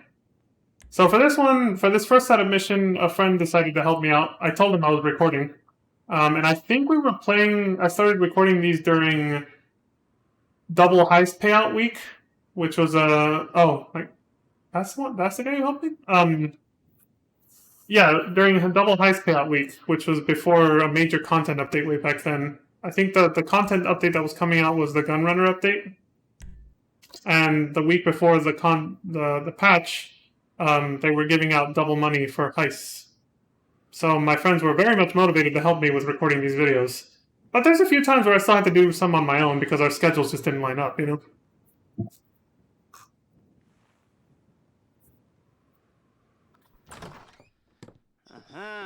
Yes, this will do very nicely. Very nice place you. I don't know why the audio's so much quieter now. I changed something in my audio settings, I think. Robert, to remind me of how strange Los Santos has become. In my day, the psychos at least had the dignity to be psychotic. Nowadays, it's all about home furnishings and going straight. All right, you ready? Because this is it. Well, it's not it, but it's something very big. It's not quite ready yet, but I wanted to see how you're doing. What I've got is a Fleeca Bank franchise. And it's nothing too complicated. There's no buy-in. Now, normally, there would be a buy-in. You would put in money up front, we would arrange the job, and you would pull it off. But this time, I'll cover the upfront costs. Call it the price of getting a look at you. And there's no risk to you. Unless, of course, you count getting locked up or shot. So, you ready? What do you think? You got questions, comments, concerns? All right. What are you waiting for? Let's go see this place.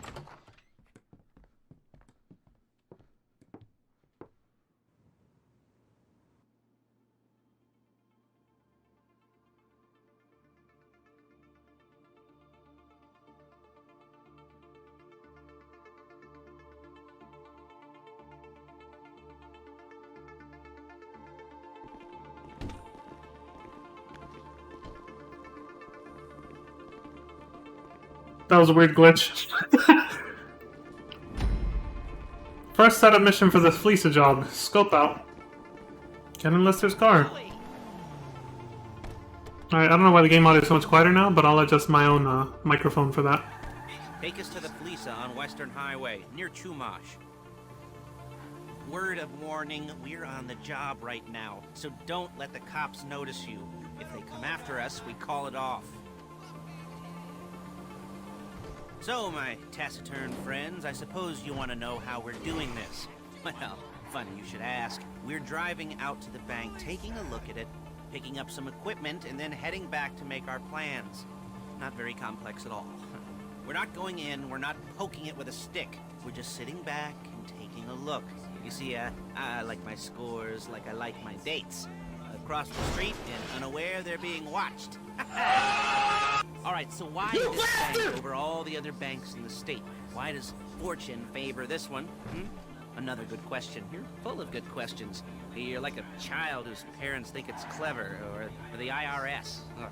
Well, this bank's got some safety deposit boxes, and in one of those safety deposit boxes are some bonds being hidden from the tax man, but no one's gonna report missing. All starting to make sense. Security should be light, well, relatively light. Light if your daydreams are raids on the Union Depository.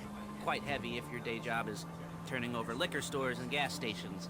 And the bonds in the box will be worth more than a few rumpled notes from a till, so the minor escalation is worth it, if you can handle it. Plus, you know, the sea view, nothing like staring at the ocean while you contemplate money and power, incarceration and homicide, you know, all those weighty issues surrounding your first foray into serious armed robbery. I'm assuming you're kind of a cerebral crew, because otherwise this whole not talking deal just kind of puts you on the spectrum, right? Okay, well, how about we get there? This whole not talking thing. See, they constantly make fun of the fact that your characters are mute like Claude from GTA 3. There it is. Take a look. Drink it in. I've patched into their security feed on my cell. Take a look. What are we looking at? Small joint, not much security. Staff won't give a crap, especially about the deposit boxes. Customers will probably be thinking how to turn this into a screenplay. The boxes are in the back behind a safe door. We want box number 167. Yeah, it's right on the highway with good access. That works for you. You can get out quick, but it'll also work for the cops. Speed up their response time. Okay? Okay. Enough of this peeper crap. Let's go to the garment factory. You're a really bad driver. Now, when you hit the bank, you're gonna need to hack into its security system. I've written a neat little program that'll do most of the work for you, but it's probably a good idea for you to familiarize yourselves with it. You, in the passenger seat, I've sent it to your phone. You'll take it for a dry run, keep your hands steady, and maybe the wet run won't be a disaster. So here you can't really see what my partner's doing because he's the one doing the minigame, but it's like, yeah, it's like a little hacker minigame while I drive, where you unlock the safe vault or whatever. You'll see it during the actual heist, the real thing, which is not different from the practice run that he's showing now. It's the same thing. So, you'll see me do it then.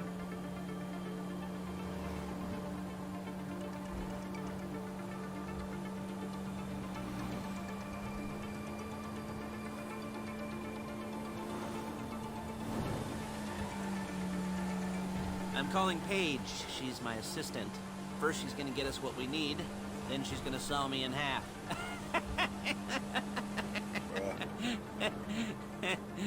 No? Didn't like that one? You bastard! You don't make it easy.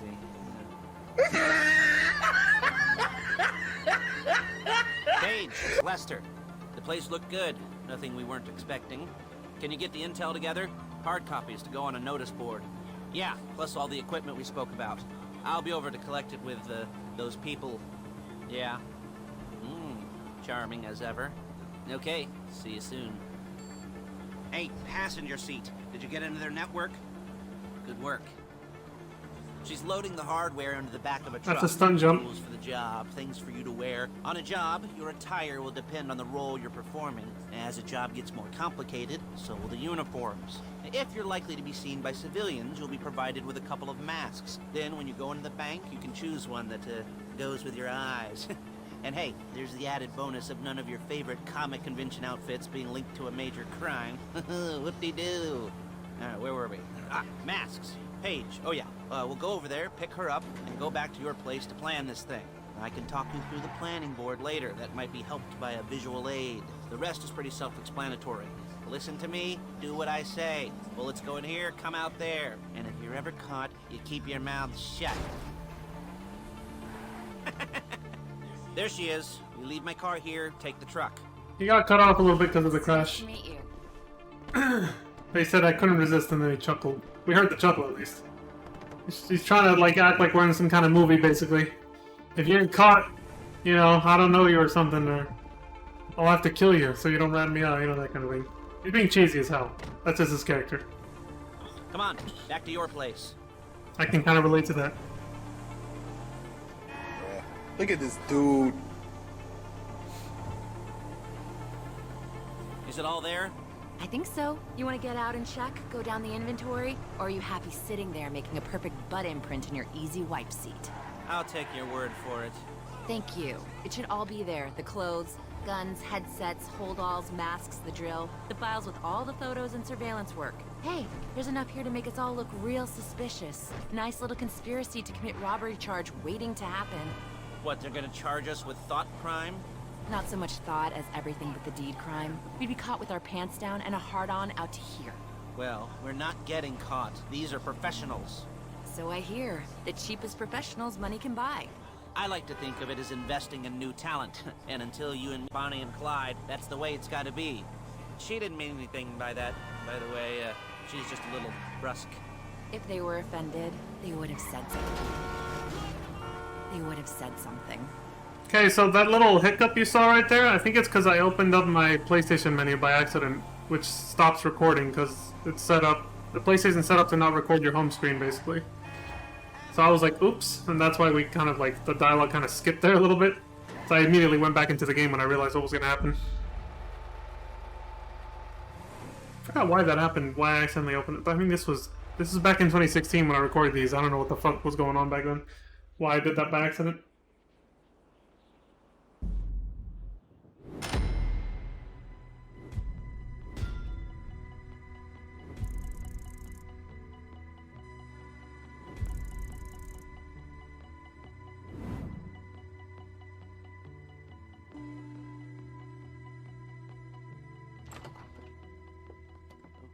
Okay. Now, Paige. I think I just realized why the audio is so low compared to the first few videos I showed. It's probably because I'm in a party chat with my headset with my friends, including the guy who's helping me right now. I think that's why. I'm just realizing because I think it turns the game volume down a little bit. The console does it on its own. No matter what your in-game audio settings are, I think it does that when you're in a party chat. And that's probably why this happened. Which I had to because I had to coordinate with my friends who helped me do this, so I didn't have a choice. I didn't know it was going to lower the volume of the recording so much, but that's why I had to lower everything now. My microphone and the soundboard included. We'll set up a board for you, won't you, Paige?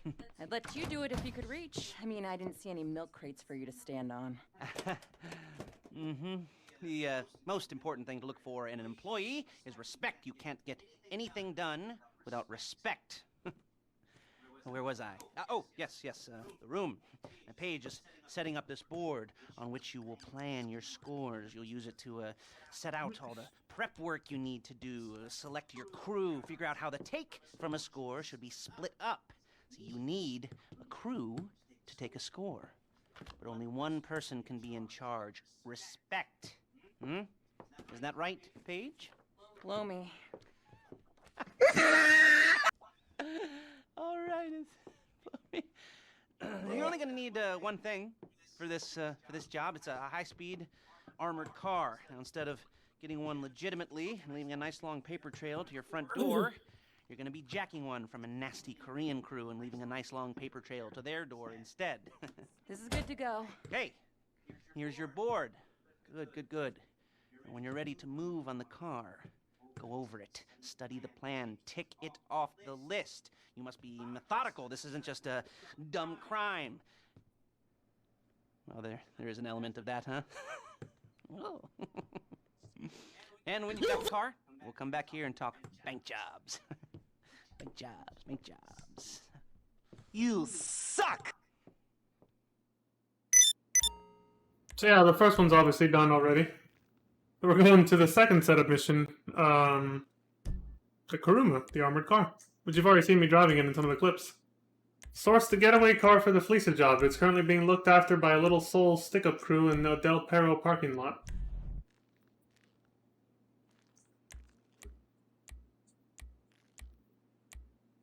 And I'm using the same armored car we're going to steal to do this mission. Go figure. The irony, right? It's the easiest way, because you can't get shot in this car. Or it's very hard to get shot because the windows are very tiny. And it's bulletproof. You can also get bulletproof tires at Los Santos Customs at a certain rank too, so that also helps. Customized personal vehicles are definitely the way to go. Can you hear me? I'll be here to talk you through all these jobs. What do we got here? Oh, yeah, the car. Okay. You're on the way to Del Perro. The Koreatown stick-up crew's been using a parking lot as a base for scores. They're into extortion, credit fraud, stolen cars, and some major robberies. I'd expect them to be packing, and I'd expect them to be paranoid. Come to think of it, you won't find a bulletproof car in the hands of anyone who doesn't have a healthy dose of paranoia. So be careful.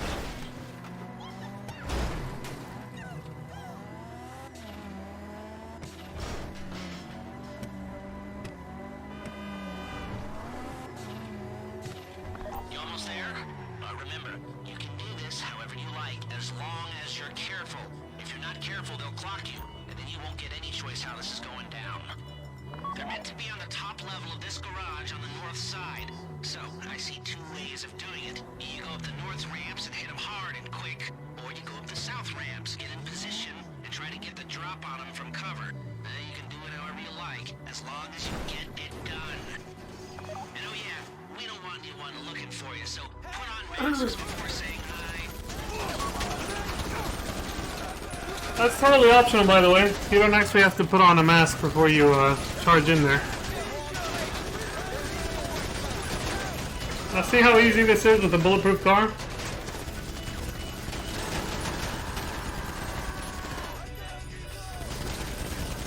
You can only shoot machine guns, pistols out of this. You can't throw grenades, obviously, but still way better.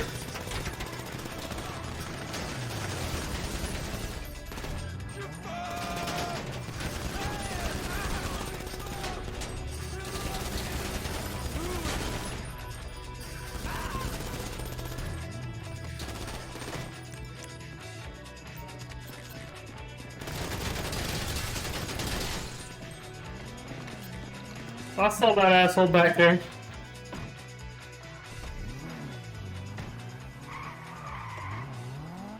You got the car? Now drop any cops or gangsters or whoever you've got coming after you and bring it to my garment factory. And try not to damage the car too much. You can't rob a bank in a wrecked car.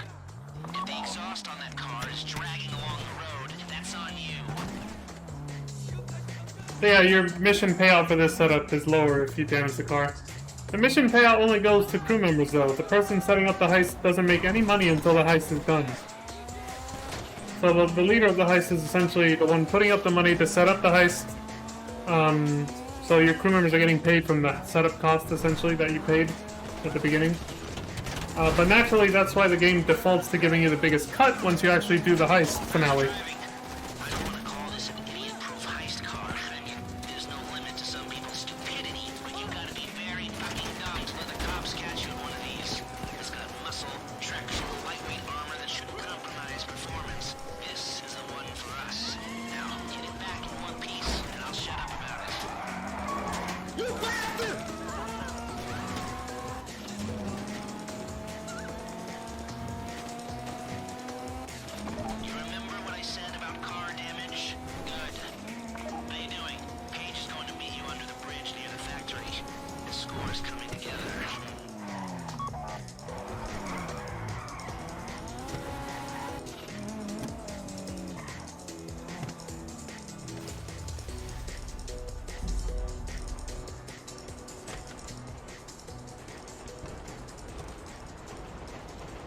Okay, I'll look after this. Lester will come by your place when you're ready to go.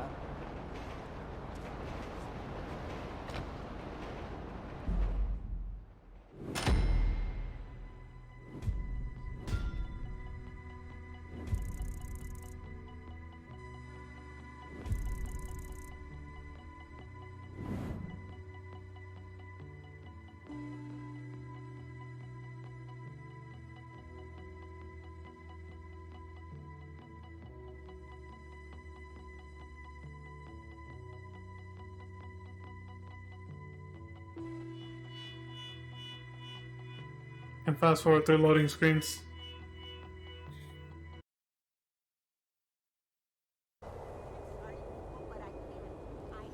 Yeah, if you're in your own private lobby, you'll spawn by yourself, but otherwise, normally you spawn next to the crew members you worked with right there.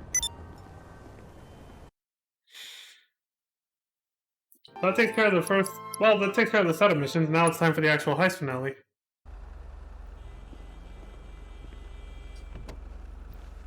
We're getting a phone call soon. I don't know how loud it's going to be, so headphone warning.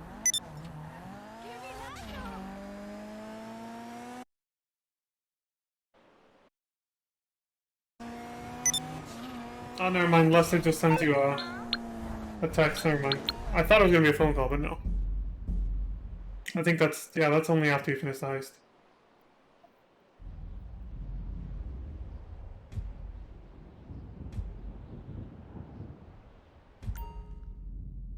There it is. The reward is 230 grand. I already paid 23,000. Well, Lester pays the first time, but still. If you're repeating it, that means you're only getting about 203 grand or so. Or 207 grand. Technically. But then you're splitting that with whoever your partner's going to be, so... You know, if your partner's a close friend and they understand that you already paid for the setup, they'll let you have a bigger cut.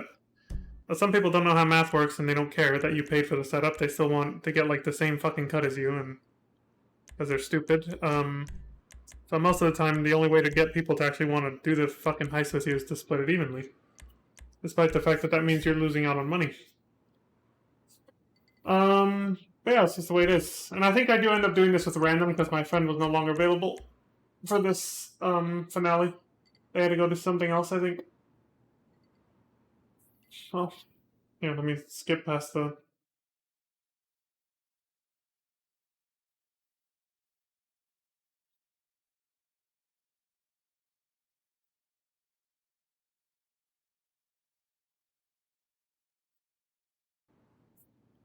Yeah, this random named Stevie Jack became my partner. I was like, oh,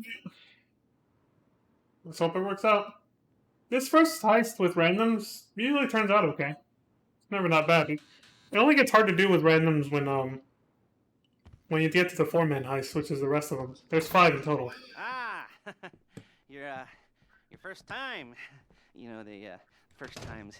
Well, it's never easy. There won't exactly be fireworks. You know, it'll be vaguely awkward and disappointing. You know, you'll probably stick the wrong thing in the wrong part, and you'll finish too early, and you won't be able to make eye contact afterwards. But new worlds will open up. Something will have changed, you know, new opportunities, new risks. And that's when you'll remember that old Uncle Lester was here for you, holding your hand, you know, guiding you through it. Feel a little creeped out, but you're gonna repress it. Squash it down. And we'll never talk about it, okay? Okay? Okay. Bruh, First time. look at this dude. It's a 2-man score, right? One of you drives, keeps the heat off of you. The other goes into the bank, goes to the specific safety deposit box. Then you get out of there, you get in that fast armored car, and you get the hell out of that place. Then once you're clean, once you got no heat on you, come see me, give me the box, and you get paid. Okay. You know, like I said, it is your first time, so don't expect too much. There are wild, insane, mind-blowing orgies in your future. Orgies! But, you know, we all gotta start somewhere. Bruh. Good luck!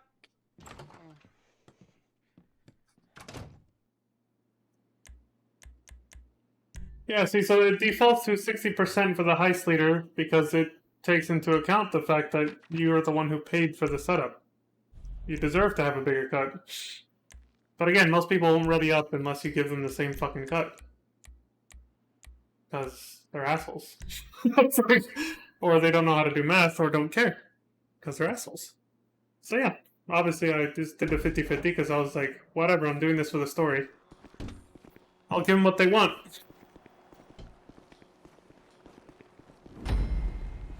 Potential cut. The game's already letting you know if you fuck up during these heists, you might not get all the money. That's why it says potential cut. I'll skip some of the long driving portions, including this, if there's no chatter from Lester. Which I think for this first portion there isn't. Oh wait, never mind. I'm excited for you. I've got goosebumps up my arms and butterflies in my stomach and a light flow of sweat on my upper lip. You know where you left the car? At least I hope you do. You were drunk on painkillers, were you? No, that was me. Okay, get the car, then move on to the bank.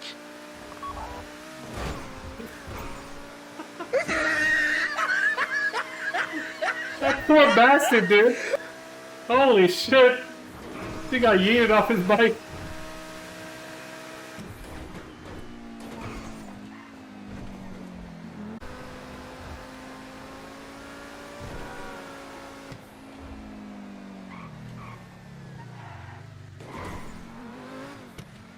Driller, I'm sending you that hacking program. When you get in the car, you need to get on it and start breaking into their system.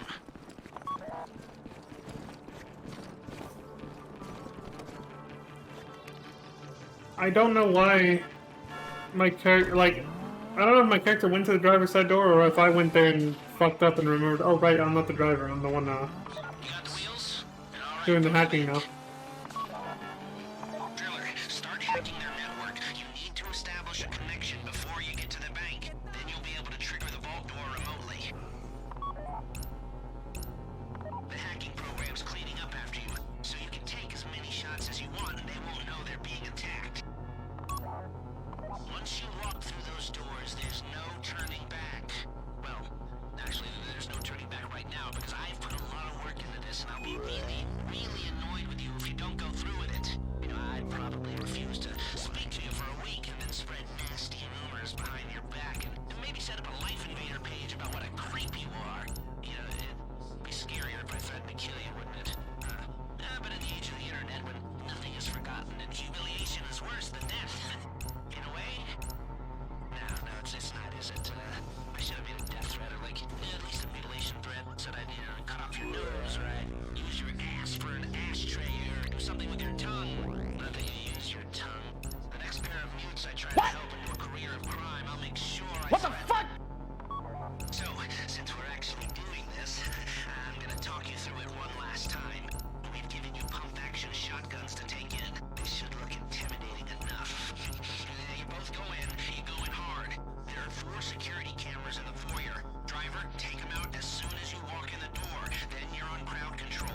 Driller, when you're in the network, you'll be able to open the vault door on your phone. Go back to the safety deposit room and start drilling. You get the box, come out of there, get in the car, and hit the road. Now, part of the money I put up for this job went to getting you out clean. I hired the best guy in the business to get you away from the cops. He, wasn't cheap, nor the expenses he submitted. But, only the best. When you're out of the bank, all you gotta do is get to him and he'll get you out. You think you can manage that? Well, we're all about to find out.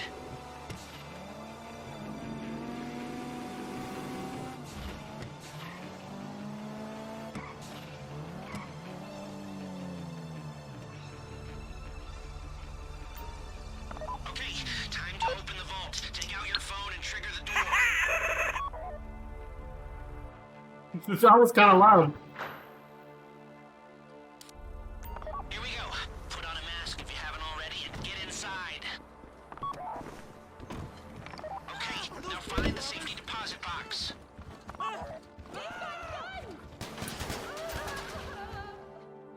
You found the box? Okay, open your bag and get out the drill. Don't go too quick, or it's gonna overheat. If you see smoke, ease off. If the drill burns out, this whole thing can take too long. Keep going, we need that box.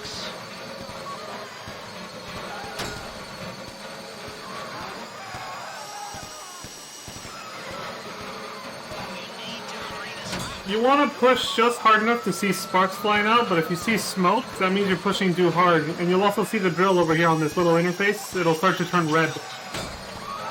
Like that, if you push too hard.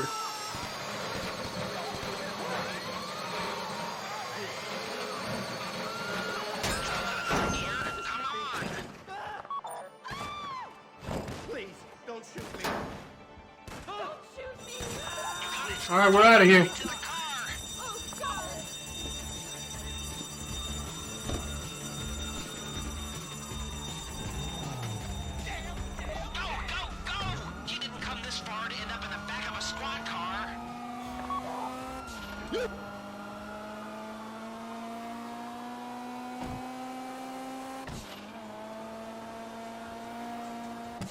I've got my getaway guy waiting for you on Zantrudo Bridge. He's got a plan for the cops if you can just get there.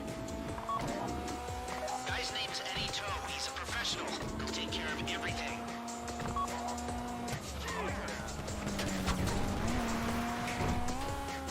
There's no command to make your character close their door. I don't know why. So it's just gonna keep doing that, flapping around. Surprise, motherfucker.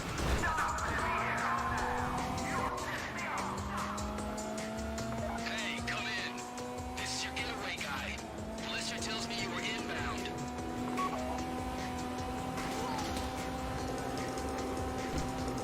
Keep driving for the bridge. I got this under control.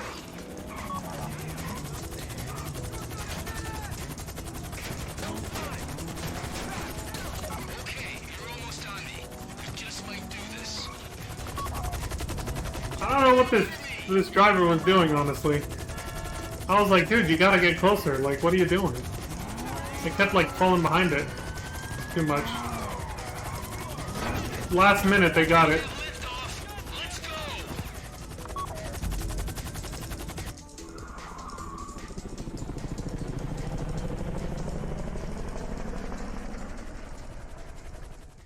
It's a little janky, but they were driving way too far behind it. I was just like, we're gonna fucking fail because of this fool.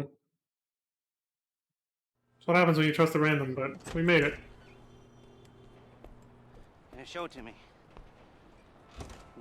Yes, it is the holiday season at the Crest residence, and Daddy's out drinking. Say, passed. And if that thing I talked about comes up, I'll call you in. In the meantime, if anyone comes to me, I'll mention you as a reliable pair of hands. Hey, for a first time, that wasn't bad, but don't get clingy. You son of a bitch! All the fucking sexual innuendos. For a first time, that wasn't bad, but don't get clingy. And all the shit he said earlier about, you know. Elite Challenge is something extra you can do for some bonus money. It's really not that much extra. It's mostly for the prestige. Because you get an achievement for it. In-game achievement. I don't think it was ever like a trophy or anything. Or an achievement for like PlayStation Network or Xbox Live. I'm not sure.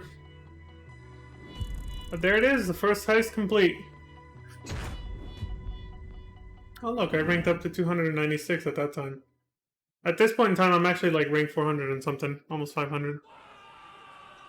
This was a long time ago. Hey, you get to see a little cutscene of your friends, you and your friends or teammates celebrating after each job.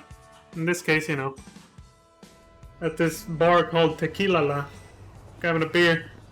Whether you were in a private invite-only session or not, you will spawn next to whoever you did the heist with. You can see their little blip right behind me on the radar. I turned on passive mode because they're random and I don't trust them. A lot of people make a habit of just killing their crewmates right after a heist because... oh, funny. That's it. I mean, to be honest, what do you expect? It's like... The type of community that likes to play this game, unfortunately, most of them are just very brain dead. It is what it is. Especially when playing the online feature, where they just want to run around and kill each other for no reason endlessly for 10 years straight and give Rockstar a bunch of money through microtransactions for some reason. Yeah, what do you expect? Anyway, so yeah, I turned on passive mode. I was like, I'm not getting shot after that. Shot in the back.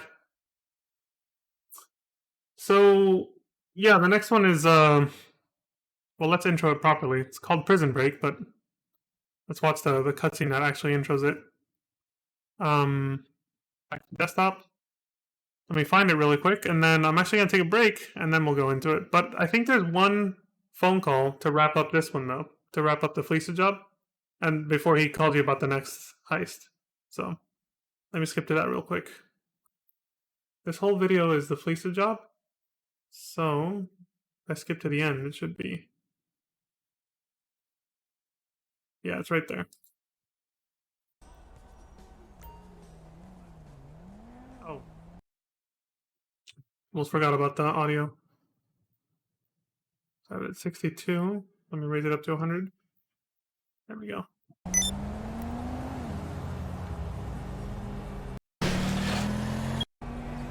There's your... There's your FSA fine Fleeca fucks! Oh, you'll sleep well tonight. You enjoy the spoils while you can. I'll be back in touch if there's more work down the road.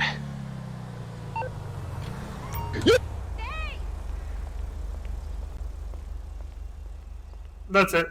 Again, you mostly get these phone calls if it's your very first time doing the heist, so... Now the next video for the prison break heist will start with a phone call about it. How you doing? Listen, So yeah, we'll watch that when I get back from break. And then we'll go into it. So let me set this back. Well, I'll leave this here. Set up the BRB screen. I'll leave that 100 for now because we needed that. Okay. So yeah, I'll be back in about 10-15 minutes and then we'll do the next heist.